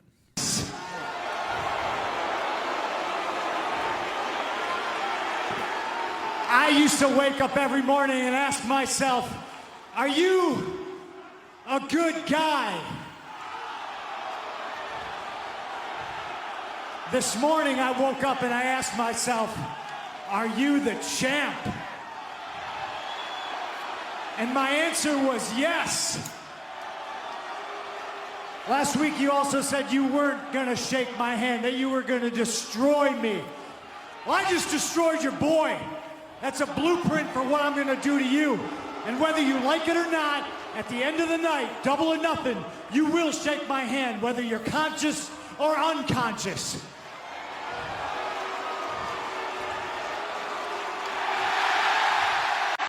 So Punk held out his hand there, and Paige just flipped him the bird and literally just said, fuck you.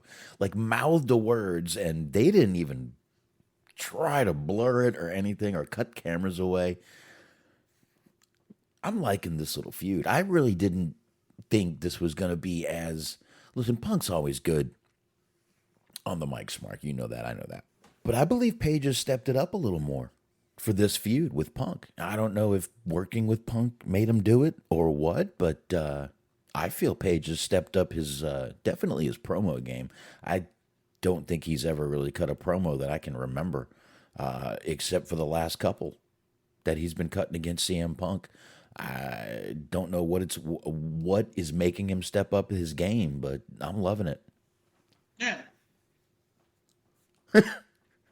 I mean, I can stretch that out, but I mean, like, I thought it was interesting just because of the fact, like, if I was in the Dark Order, I don't know if I would really want to keep associating myself with Hangman, because, like, all of the feuds that have been built in the last couple of, like, months, there was a feud with Punk now and the feud with Danielson a couple months ago, where, like, the feuds are just based on before he wrestles Hangman, that they're just going to beat the shit out of all of Hangman's friends. So it's like, how often does he team with them that it's really worth just like getting monthly ass whoopings? Like, you're like the bottom of the tier of a Mortal Kombat like enemy tower before you get to the big boss at the end. Like, you just get your ass whooped by a different wrestler every month. That's not really a great friendship. Like, what is it that Hangman's doing for them? I mean, we did just kind of have this storyline with Brian. Yeah. We did. I get where you're going. If that's where you were going. But I don't know, man. I just think Paige has stepped it up a little bit, and I'm really enjoying it. It's good stuff. And the crowd is into him. They had the one guy down there with a cowboy hat on and a cowboy shit sign. And once again, they focused right on the sign. No blur. I love all these people who are like, oh, AEW, the higher-ups want them to tone down the language and tone down the blood. I don't think so. It is kind of interesting, though, because, like you touched on, you said you can't really remember a Hangman promo specifically, and neither can I. But, like, it's interesting because for somebody who doesn't necessarily do the best promos and doesn't really have any memorable promos, he does a lot of character work. And it's character work that you can remember. Because, like, I can remember a lot of the angles involving him, even though I can't remember any specific promo necessarily.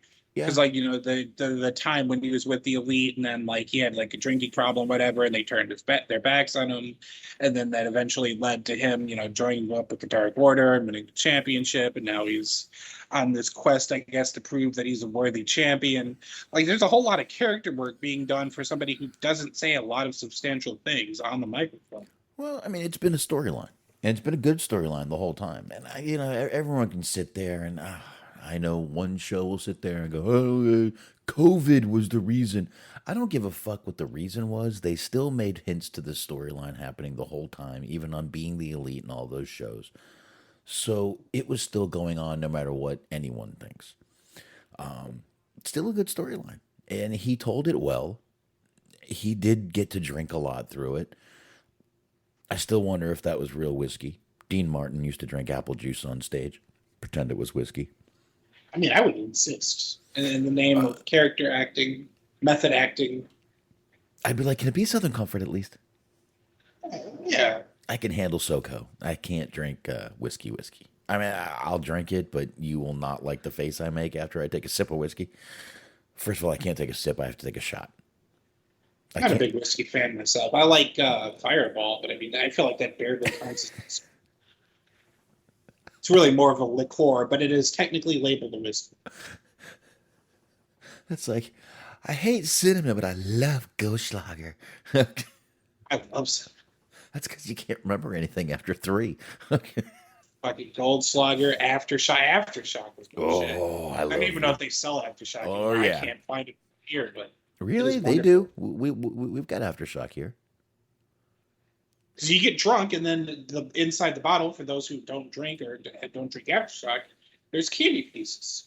So you get shit faced and then you get candy at the end of it. So it's like it's not at all marketed towards children. And the candy will get you shit faced too. Oh yeah, you just ride the buzz on out. Yeah, you can. And really, if you're creative, like an ex-girlfriend of mine was, she would break it open, take the candy, melt the candy down, and make lollipops. She was a creative chick. Yes. Yeah. Well, she made candles and all that kind of stuff, so it was naturally she would make lollipops.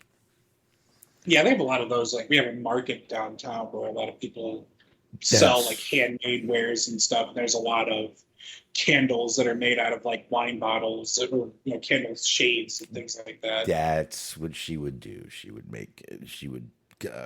would cut the wine bottles down. She would melt down old candles and put candles in and do all kinds of things like that. That's exactly what she would do. And then we would go to Festival Flea Market and places like that and try to sell them. She was good.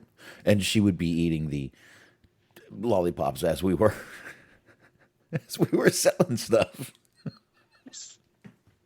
She was a crazy chick.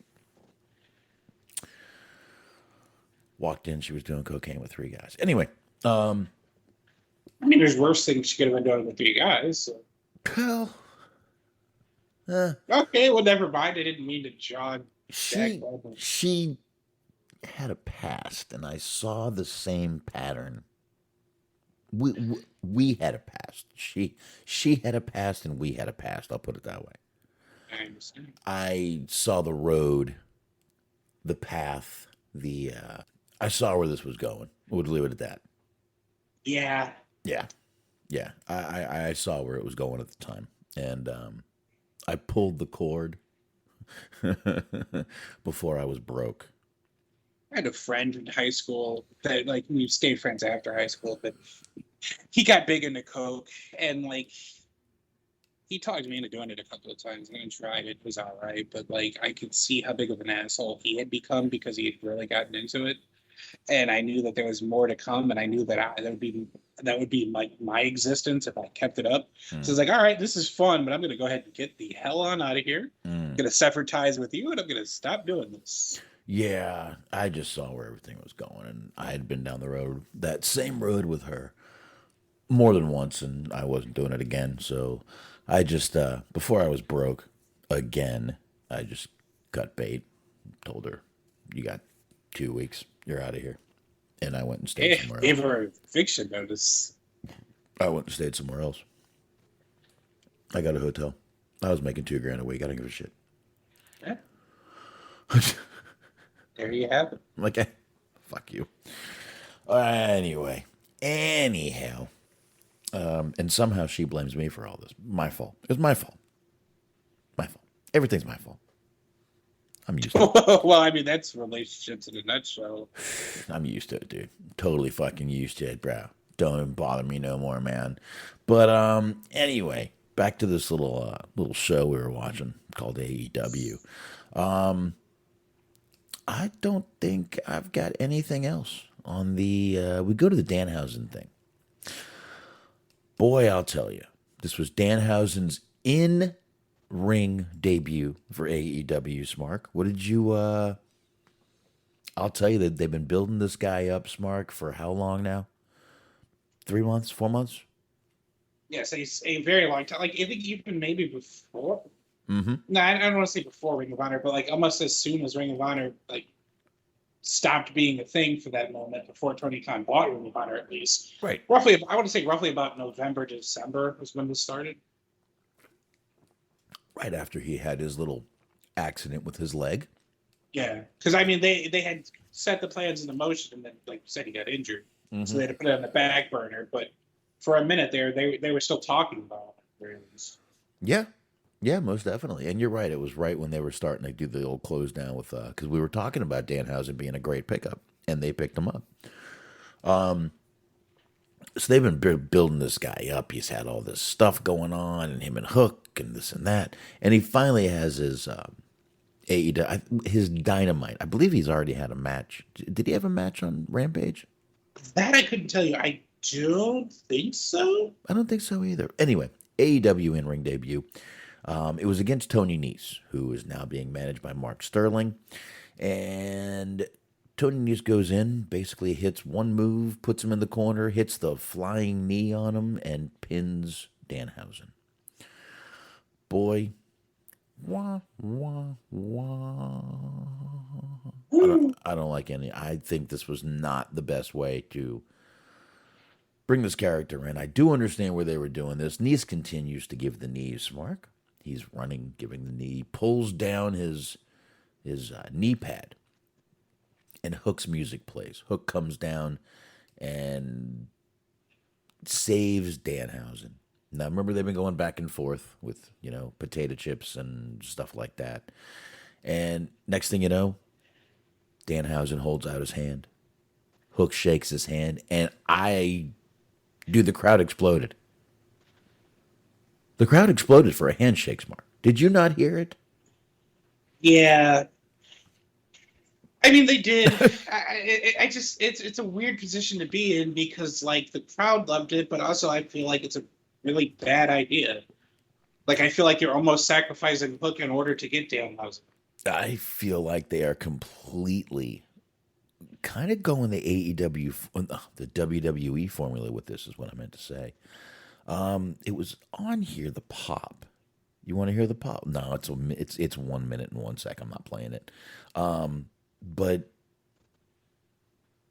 I don't know, man. They built this guy up and then,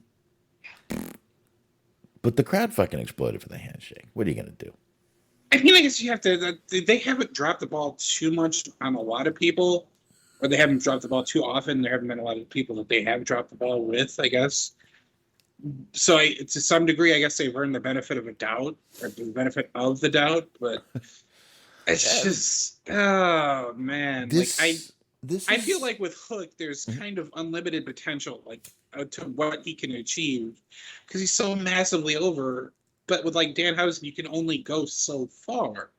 Like I don't think Danhausen's a world champion. Like I just don't think you're going to get there, and that's fine. Not every character can be, but when you're dealing with somebody who you don't even know what their ceiling is yet, like why undercut him? Why limit what he can achieve? Mm-hmm. Like if it was up to me, I think the thing that they should have done is like they have, like we were talking about, there's a lot of trios, but there's also a lot of like intergender tag teams that I guess right. You have a bunch of different people that work together, that are friends, that are couples, whatever. You put Danhausen with Abaddon. Ooh. She can't talk, he talks. They have a whole little dynamic of like she's genuinely evil and he's like kind of comedy evil. They can do like comedy skits and have themselves a fun time, and she can get over, and they can flesh out the women's division more, give other options for competitors for titles and shit like that. I feel like you should keep Hook as far away from Danhausen as possible. And I'm not the only one that feels this way. I guess it's sort of an old-timey kind of mindset to be in, but I don't think it works because like with Hook doesn't talk, so like he doesn't have the ability to do like how a Foley can do or a Jericho can do, where they're like being goofy one moment, but then they talk you right back into them believing that they're going to rip your fucking head off. Mm-hmm. Like with Hook, he doesn't talk, so if he's palling around with Danhausen, then people are just going to not see him as being a viable ass kicker. I don't think. Oh, they talked a couple of weeks ago, and everyone flipped the fuck out. Yeah. I mean, he's... It'd be great. It'd be great if you just sounded exactly like Taz. You just talked like Taz, and you saw the Taz like vernacular. It's like, I'm gonna kick you in your yandbags, bro. Oh, fuck. You want my attention? Joey Nemeth asked for my attention once. Anyway, I still think it was a bad idea to bring Hook over to Dynamite. I still say they should have made Rampage the Hook show. You want to see Hook, you are going to tune into Dynamite. You don't want to see Hook? Fuck you. I still say they should have made that show his show. I don't know if I'm wrong on that. I don't know the way you feel, but I feel it was a big mistake bringing him over to Dynamite.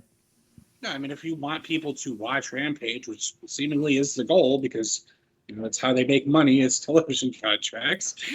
I feel like you would have certain people that would, you keep on there or you feature on there so that people will tune into the show. And it seemed like, I can't speak for everybody, but there have been episodes of Rampage that I watched just to see him where I otherwise wouldn't have watched it. Well, pun intended, you need to hook people into your show. And I think a guy like him could have been a good thing for a Friday night show like that, is all I'm saying. But I think they got a little greedy. They saw he was getting over on that show, and they wanted to bring him. It's almost like they wanted to call him up. Right, it's unlike them because they don't tend to have any problem with letting shit burn slowly. And they should have. I would have kept him on there. No bullshit. Year and a half, 2 years, I would have kept Hook on that show as long as possible. Like I said, you want to watch, you want to get people to watch, they're going to have to build someone to be, if you don't have a face of a show, then what is it? What's the point? Honestly, what I would have done, and I mean, I don't know how anybody else would have felt about this, but you have him just like run through people on Rampage. You have him run through people on Rampage. You get him confused from time to time, but like you said, keep him on there for a year or two. When he debuts on Rampage, you have him instantly challenge for the TNT title, and he just like wrecks whoever the champion is at the time.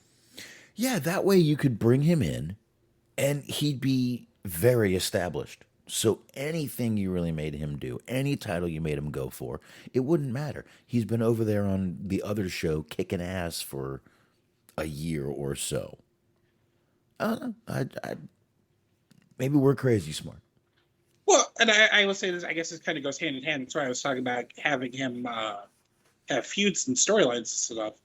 Is like, there is a balance that you have to strike. Because I was listening to, not about Hook, he wasn't talking about Hook, but Cross was talking about on his Twitch stream the other day how when you have these characters, like how they used to do back in the day where somebody would just win like 40 matches in a row and there was no like storyline. They didn't feud with anybody. It was just a bunch of like squash matches that were non-competitive and had no story attached to it. Yeah. Like, that's really kind of not viable today because people just don't give a fuck. Like, you don't give them a reason to care about the character. You just have the character do moves and then that's it. Right. Like, I can see what he's saying there. I kind of agree with that. I'm paraphrasing a little bit, but that was the overall point.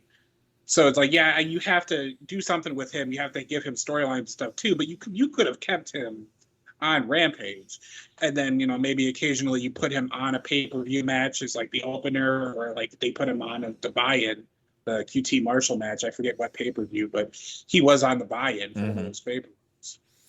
Yeah, dude, you want to have him on pay-per-views? That's fucking fine. He should be on pay-per-views, which is what.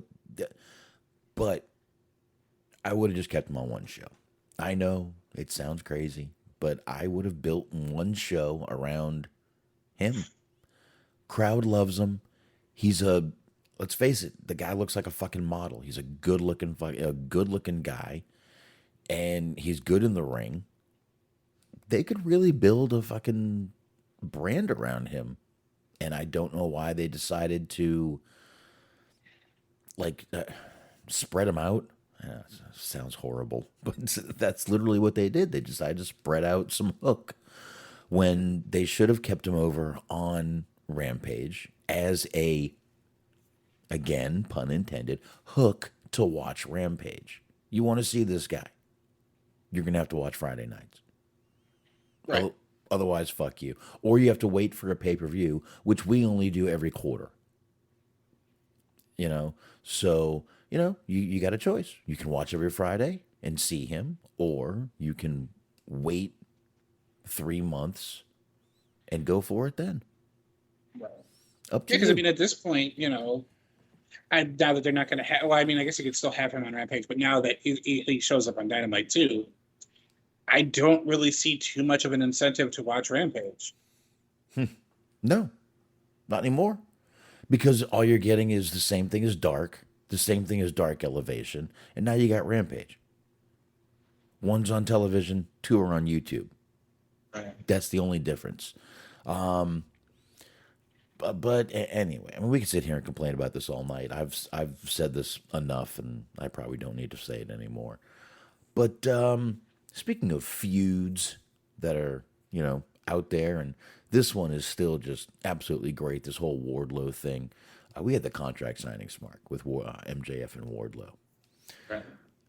This MJ, I don't know who has these ideas, but whoever had the idea to, with all the news about Dark Side of the Ring last week, tie in this little Dark Side of the Ring video they did with MJF. Fucking brilliant. Just fucking brilliant. I loved this video. What about you? Absolutely. They had Barry Horowitz in the video. Oh, this was and Taz acting like no, can't do it. I can't do this. I can't do this. And I think even on the lower third graphic, they referred to him as Barry Horowitz, pro wrestling legend. Which is fucking amazing. This was brilliant. This was brilliantly done. Thank God they've got Chuck Palumbo doing their videos. Smart. He's knocking it out of the park, old Chucky P. Throw that one back a little bit. A little throwback.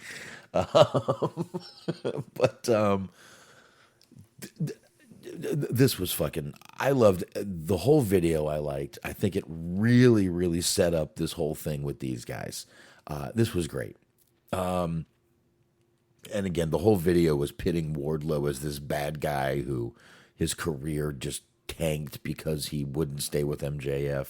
Even complete Smark with Chris Jericho doing the narration. Even completing it with that. I thought this was fucking great. MJF, though, is in his hometown. Gets a huge pop. MJF is definitely the babyface here. Yes. Definitely the babyface, which is so weird. Yeah, I've talked about before how I'm glad that they let even the heels be sort of faces or like play up the fact that they enjoy being in their hometown. Right. But like you were saying, tonight we got a taste of face MJF, and it works, but it's just weird. It just feels so weird because like he controls the crowd so well, but it feels like you're in a parallel universe. You're right. It does feel weird because you're supposed to hate this guy, and this crowd is cheering him and booing Wardlow, which is not the case anywhere else. But there was some good stuff in this match. MJF started to announce his conditions, and I love that Sean Spears did the whole 10 thing, kind of referencing WWE. I thought that was pretty funny. Again, I don't see the point. I think it's pretty shitty when they take shots at WWE, but the character taking shots at their former character, I don't think is out of line. I'll put it that way. I'll leave it at that. So basically, it's going to be Wardlow versus Sean Spears in a cage. MJF's going to be the special referee. Wardlow wins. He gets his match. And possibly, if he wins that match, he will get out of his contract, which I 100% believe is happening. Now, if Wardlow loses, he can never sign an AEW contract. So Wardlow goes to try to sign this contract, Mark. And darn these handcuffs. Do you know how many TV shows I've watched where fucking even an actor can sign a fucking document with handcuffs on? Maybe his dexterity isn't what it should be. Now, he's a big guy.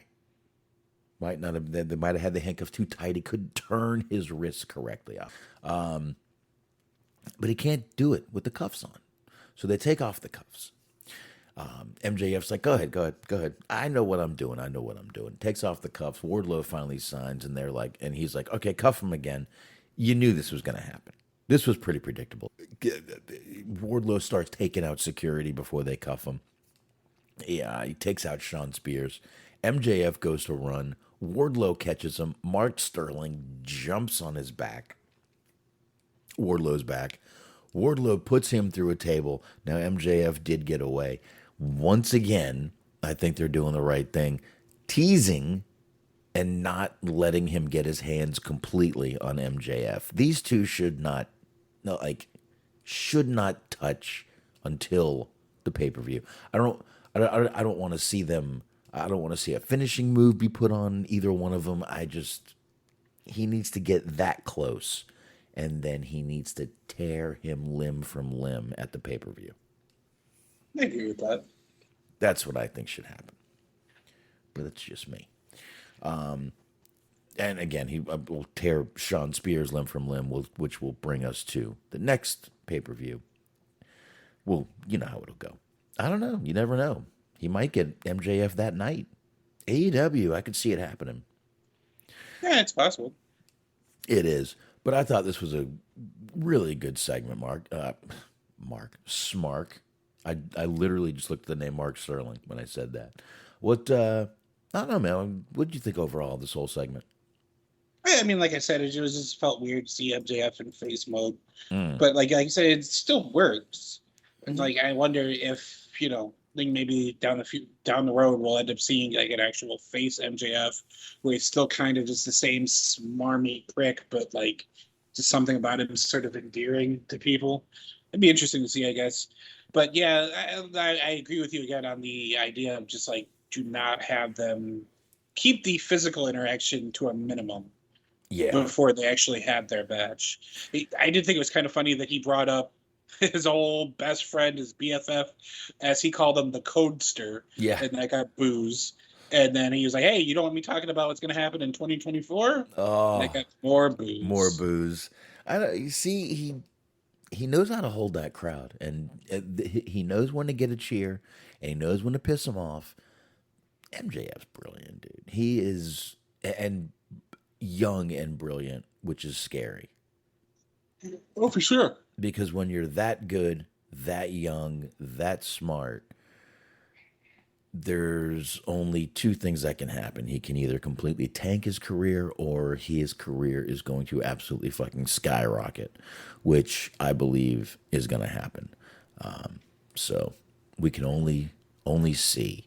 Now, I missed a little bit of this match, Smark, this Jungle Boy versus Ricky Starks. What I saw, good match. I really, really felt that the distraction by Swerve was stupid. Okay. To put it mildly, it was done so bad. He goes, either it was done bad or someone missed a cue. Because something didn't look right in the whole thing. Because of the distraction, obviously, Jungle Boy loses the match. Ricky Starks win. I remember Ricky Starks and Swerve are kind of feuding, so he didn't mean to lose it. But right after that, once again, Christian walks down and does the old walk by and shoulder push, the old elbow push, Smark, to Swerve. And then Hobbs comes out, and then Keith Lee is out to stand with Swerve. Just a clusterfuck. And then Christian's in the ring, and I gotta say, I thought maybe we were going to get Christian slapping Jungle Boy. Instead, they hugged it out, dude. I thought so, too. I thought this was going to be the moment. And I think that they're doing this by design, as they're creating a lot of moments where you think it's going to happen, and then they just... tease it so much that you just don't expect it to happen anymore, and then that's when they spring it on. Yeah, I think so. And you see it's going to happen, and obviously Christian's going to turn heel. Here's the problem. I don't care if Christian turns heel. It's not going to help me like him. I mean, I do like Christian, but I don't think it's going to be like, wow, now I really like Christian. It's like, if Christian was off my TV for 6 months, I'm not sure I'd notice. Yeah, exactly. Yeah. I mean, he's a good he's good hand, I guess, if you don't want to use that terminology. Like, it's good that they have capable professional wrestlers on their roster, but it's just, I don't care about his journey. I don't care about his character. Like you said, if he was gone, I wouldn't really notice. Like, and I mean, some of that is based on the role that they give him. If they gave him maybe more of an increased role, maybe you'd care about him more. And they have in the past. But I mean, it's just I don't right now at this current stage of where he's at. I don't really care about him at the moment. No, I don't either. I really do not. To prove we don't give a shit, let's just move on to the next segment. I do like how when Keith Lee came out, one of the commentators said it's got small. Because it's like just putting over how massive he is. He makes the rooms get smaller. Well, they don't really have giant guys in AEW. Not many. So, No. But JAS comes down for the old victory speech. They really came down looking like a failed reboot of the Village People. Yeah, Weren't dressed great. Well, everybody but Hager. Hager looked like he was about to have a beach day. Yeah, Hager looked like he was going because he had a polo shirt on. Yes. He had some shorts, like some boat shoes. Hager looked like he was going to play tennis. Mm-hmm. He did. He looked like he was going to play some tennis. He might have even played earlier that afternoon. That is a gimmick and a half for him. I don't know how you do it, but like if you ever have him just like try to strike it out on his own, his gimmick needs to be just like prototypical suburban upper class white guy, where he just has like the fucking sweater tied to his neck. Maybe even bring in his real life wife or give him a manager or whatever that's like his sort of, his girlfriend, love interest, whatever. It would be perfect. It would be perfect. Like he could be the ultimate fucking suburban upper class white guy. He could, and you're right, it would work. Just him coming out in fucking pastel polos and just like I could see it working. Like the annoying neighbor kind of suburbanite. Yeah. Yeah. Beats up his neighbors. Like he's the bully. Like Biff. Biff in Back to the Future is what I'm thinking. I'm thinking a little bit more preppy, but I like where you're going to. I see. You got to remember that Biff was that kind of, when he was older, he was that kind of preppy guy. True. I don't pay too much attention to the any of the other Back to the Futures after the first one, because the second one was like real dark and it made me uncomfortable. I liked it, but if you think about it, Hager does kind of look like Biff. Yeah, I can see it. Like literally, he could play Biff. Like if you got an updated Biff, it could be Hager. That's all I'm saying. This was pretty hilarious to me, though. And then Moxley comes out, and he's just strutting through the crowd like a fucking. He's got that BMF walk. I don't know if Stone Cold taught him his walk, but he's got the BMF walk, the bad motherfucker walk. And he just slowly makes his way towards the ring. And Jericho's like, there's only one of you and 5 of us. And Brian's music hits. Yuta and Regal both come walking out with Brian. And Jericho still says, oh, there's still 5 of us. And Kingston, Santana, and Ortiz are behind them. And Eddie's got this huge, obviously it's makeup, but it looked good. I will say the makeup looked good. And Kingston's just sitting there, and they jump in, and it was a clusterfuck, Smark. I'm curious to see if they're going to keep him, if they're going to keep having him on TV and they're going to keep having him sell that injury. That's going to be a pain in the ass for whoever's doing that makeup. Yeah. Because you're going to have to like try to get it as close to being exact every time. Unless they got like some kind of a template for it. I'm sure they do. But tell you what, I got a little bit of what Jericho said here. I got about 40 seconds of it. Did you get the botch? Because he done fucked something up there. I don't know if I got the botch or if this is what he said about Kingston. What was it? Kingston's mom he was talking about? Oh, yeah. No, his wife. His wife. That's right. Pretty bad stuff going on here. Let me see what I got. I really don't. I'm not sure. I just grabbed it from Facebook. Let's see what I got. Right here.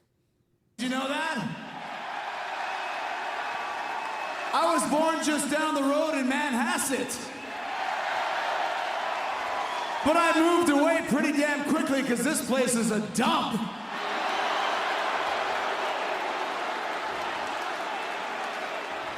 Come on, you know it sucks.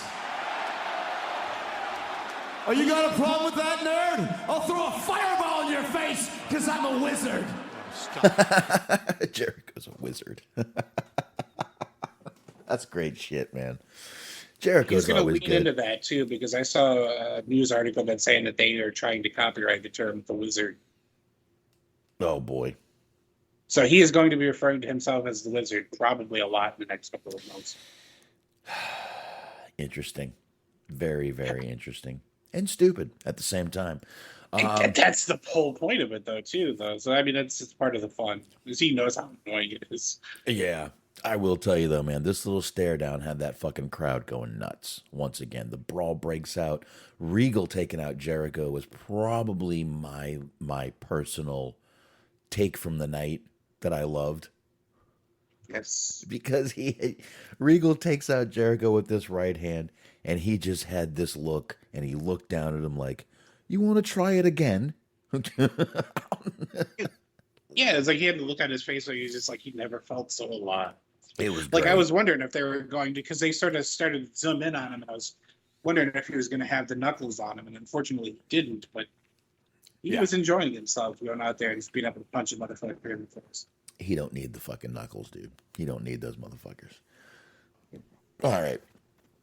After that, we had Jamie Hayter versus Tony Storm. Owen Hart Foundation tournament match. Once again, they were showing Martha. I'm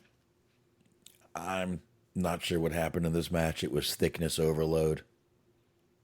And I think I blacked out. Like Sonny, I blacked out. I understand. Nah, I'm just kidding. You know what? This actually was a good match between these two. And I actually enjoyed it. Tony Storm won and advanced in the tournament. Thought it was a pretty good match between these two. I mean, there was really nothing wow about this match, but it was a good match, and it was definitely some thickness overload. Jamie Hayter has taken over Tony Storm in the thickness, but I'm telling you, man, those yoga pants when she was doing that interview were just yikes. I do kind of enjoy how, like, the women that are a little bit more well-rounded, very much intended, that they, like, a lot of them incorporate moves where they just, like, literally just slam their ass into your face, where it's, like, theoretically, like, as a tactical decision, it's probably a good idea. Because, I mean, if that's, like, your strong point, just fucking, like, hit somebody in the face with your ass, whatever. Well, I mean, you got Nikita Lyons, who's literally just sitting on people's faces, which would deny her the access. If you know what I mean. Oh, wait, I wasn't supposed to kick out. I guess we got to do this again. You kicked out again. No. Oh, did I? Listen, as a professional, I am committed to getting this right. As many takes As many takes as... takes as it takes. I don't care about redundancy. Come get back over. This is live? Oh, shit. I had no clue. Okay, one more time. Okay. All right. Then we had Jeff Hardy. He came out with Matt. Darby came out with Sting. It was obviously Jeff Hardy versus Darby Allin. This, to me, looked like it was a which one of us can kill each other first match from Cirque du Soleil. Yes. Darby was given coffee from his appearance last week. He's actually awake and alert. This was some.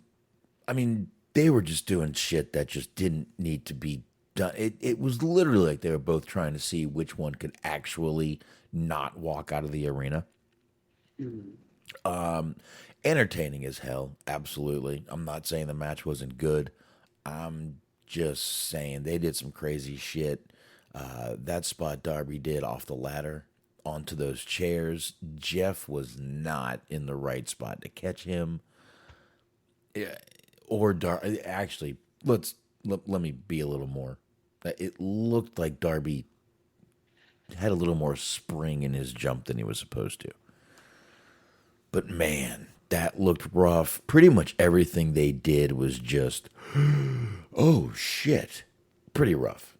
But not a bad match. Jeff Hardy won, and I'm not sure how, but he was still able to walk. Right. So, good shit to end the show, Smark. What do you think, man? I enjoyed it. Like you were saying, the dive off the ladder onto the chairs is crazy. He's like, somebody posted the gif of it. I've been watching it a couple of times. Like Jeff Hardy tries to catch him, but after a while, it's just he doesn't have a good angle on it. Darby goes kind of past him, and he gives his best effort, but then after a while, it's like, yeah, I gotta look after myself. Well, Jeff threw himself back to try to put his body in front of Darby, but Darby. It's almost like watching a baseball player try to catch a ball before it can become a home run, where they just run backwards and just try to dive and make the best out of it.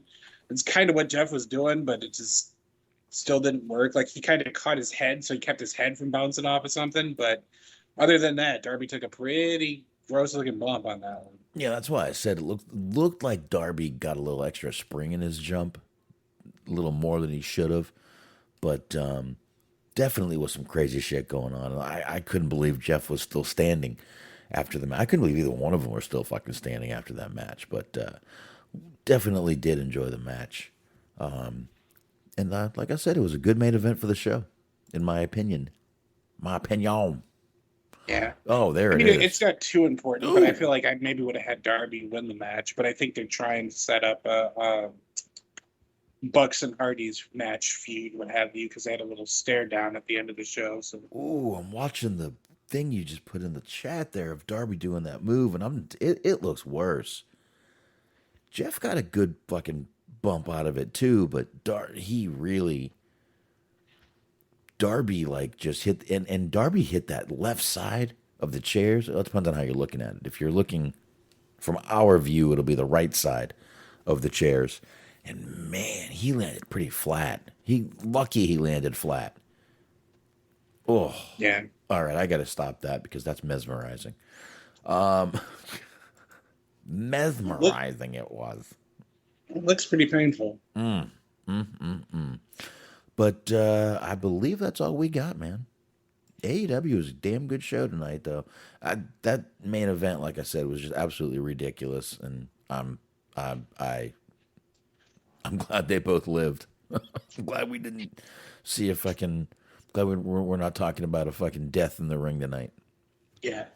It sounds a little bit cynical, but I mean it in the best possible way of no segment overstayed its welcome.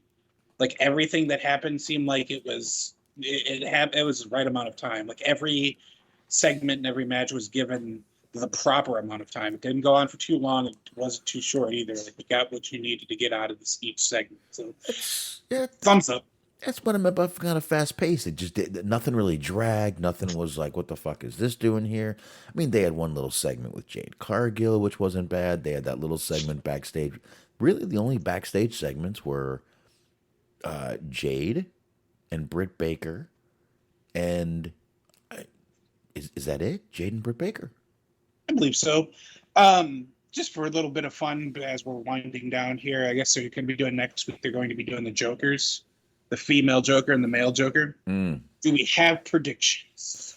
Male Joker, Paul White.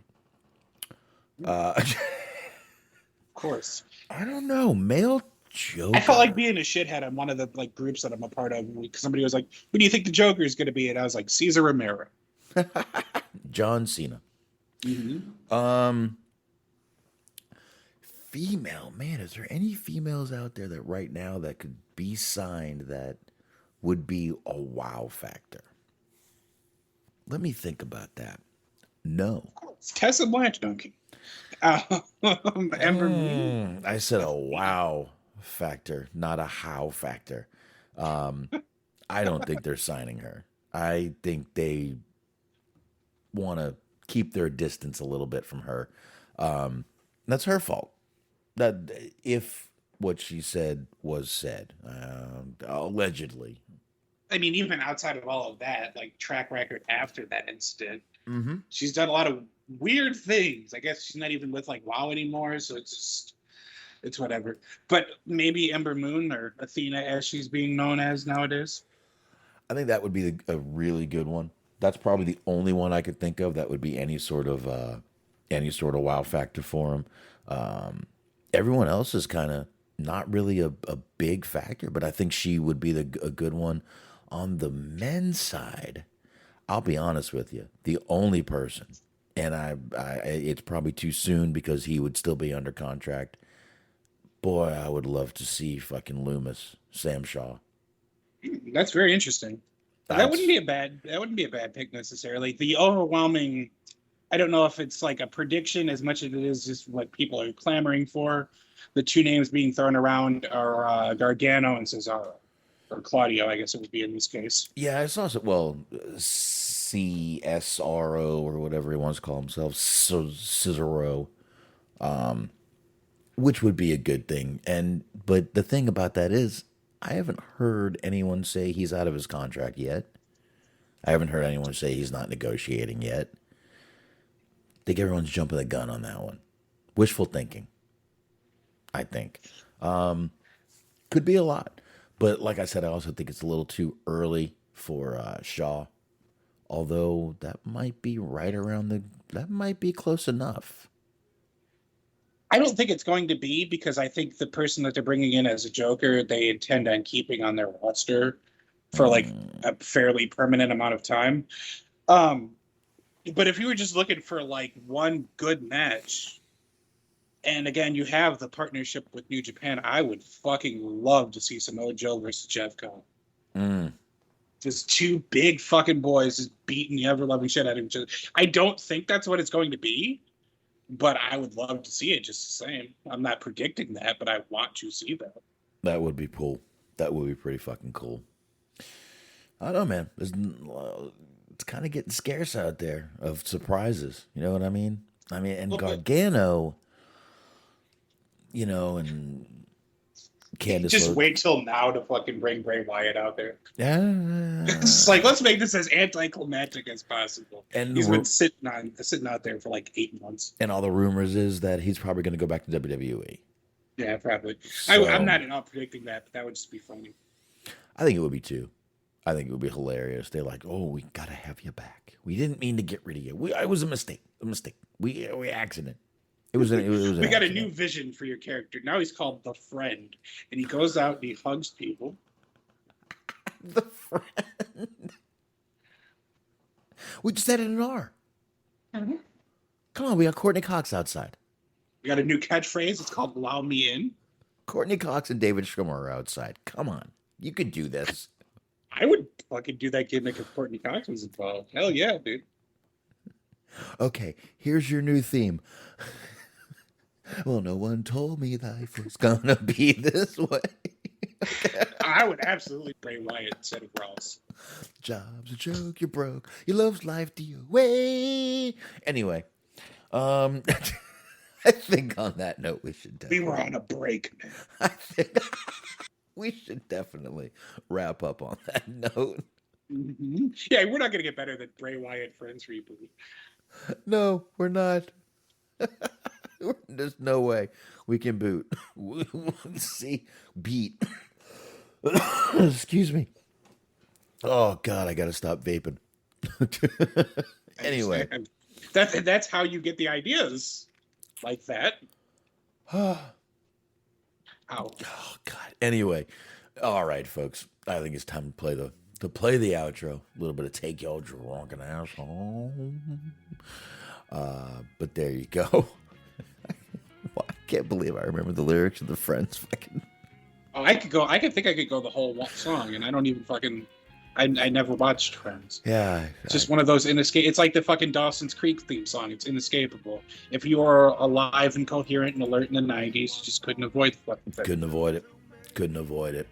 But anyway, you should not be avoiding the high marks. That's right. It's the Cheese Man, it's Mojo, and it's Gee Whiz. It's Sunday nights at 8:30 p.m. Eastern Time, and you should definitely be checking them out. Where? Mixler.com/metalmitt podcast network, and that's where you can check them out. Also on YouTube, you can check them out there too. And Bobby Anthem and the Bobby Blades, they're the Inhumans. They're on the Inhuman Experience. Check them out on all the usual podcast platforms, along with Eric, Doug, and Daniel on the Unscripted Wrestling Podcast, the EUP Network if you're on Blog Talk Radio, and if you're not, you can find them on all those usual podcast platforms.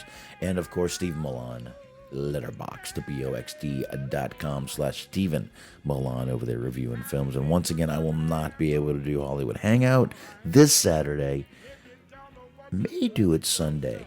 Last week I focused on Keith David, the amazing Keith David, and had a great show, I felt. And I don't know what I would do this week if I can. Like I said, it's my mom's birthday on the 14th this Saturday. So she's 71. I think I should be there for as many more as I can. You know what I'm saying? So I'm definitely going to be out there for that. And Smark, wrap us up, man. All right. Well, before Box collects his inheritance, I want to... sounded threatening. I want to inform you guys that I did a little podcast called Cheese on Sports. It's Cheese on Sports, Mondays, 8:30 p.m. on the Metal Mitt Podcast Network, on the Mixing Machine. You got Cheese, you got G-Wiz, you got Luke Birch, you got Matt, you got myself, you got a bunch of guys who never did any sports talking about sports. What a revolutionary concept. Be sure to check us out because we're talking about the NFL, NHL, MLB, NBA. We got it all covered. USFL. Find another podcast that talks about fucking obscure football leagues. We dare you. So be sure to check us out, and be sure to check out Mojo and Dirk's Most Dastardly Show. Got it right this week. How about it? Wherever podcasts are sold for free, be sure to listen to them there. And last but never least, be sure to check out our friends at Planet Back on Tour. This is Planet Back on Tour podcast with Bobby Anthem, Papa Dave Sincere, and Yuck Nancy. All 16 episodes of Season 1 are available for you, and Season 2 is rolling on down the pike, so be sure to subscribe so you never miss an episode. There you go. Can't top that, folks. And there you go. All right. So, definitely appreciate everybody who was joining us in the chat tonight. Definitely appreciate everybody who's going to download. Just greatly appreciated. And on that note, I guess next week, folks. Right, Smark? You got it. All right. Time to take your drunken ass home. It's all right.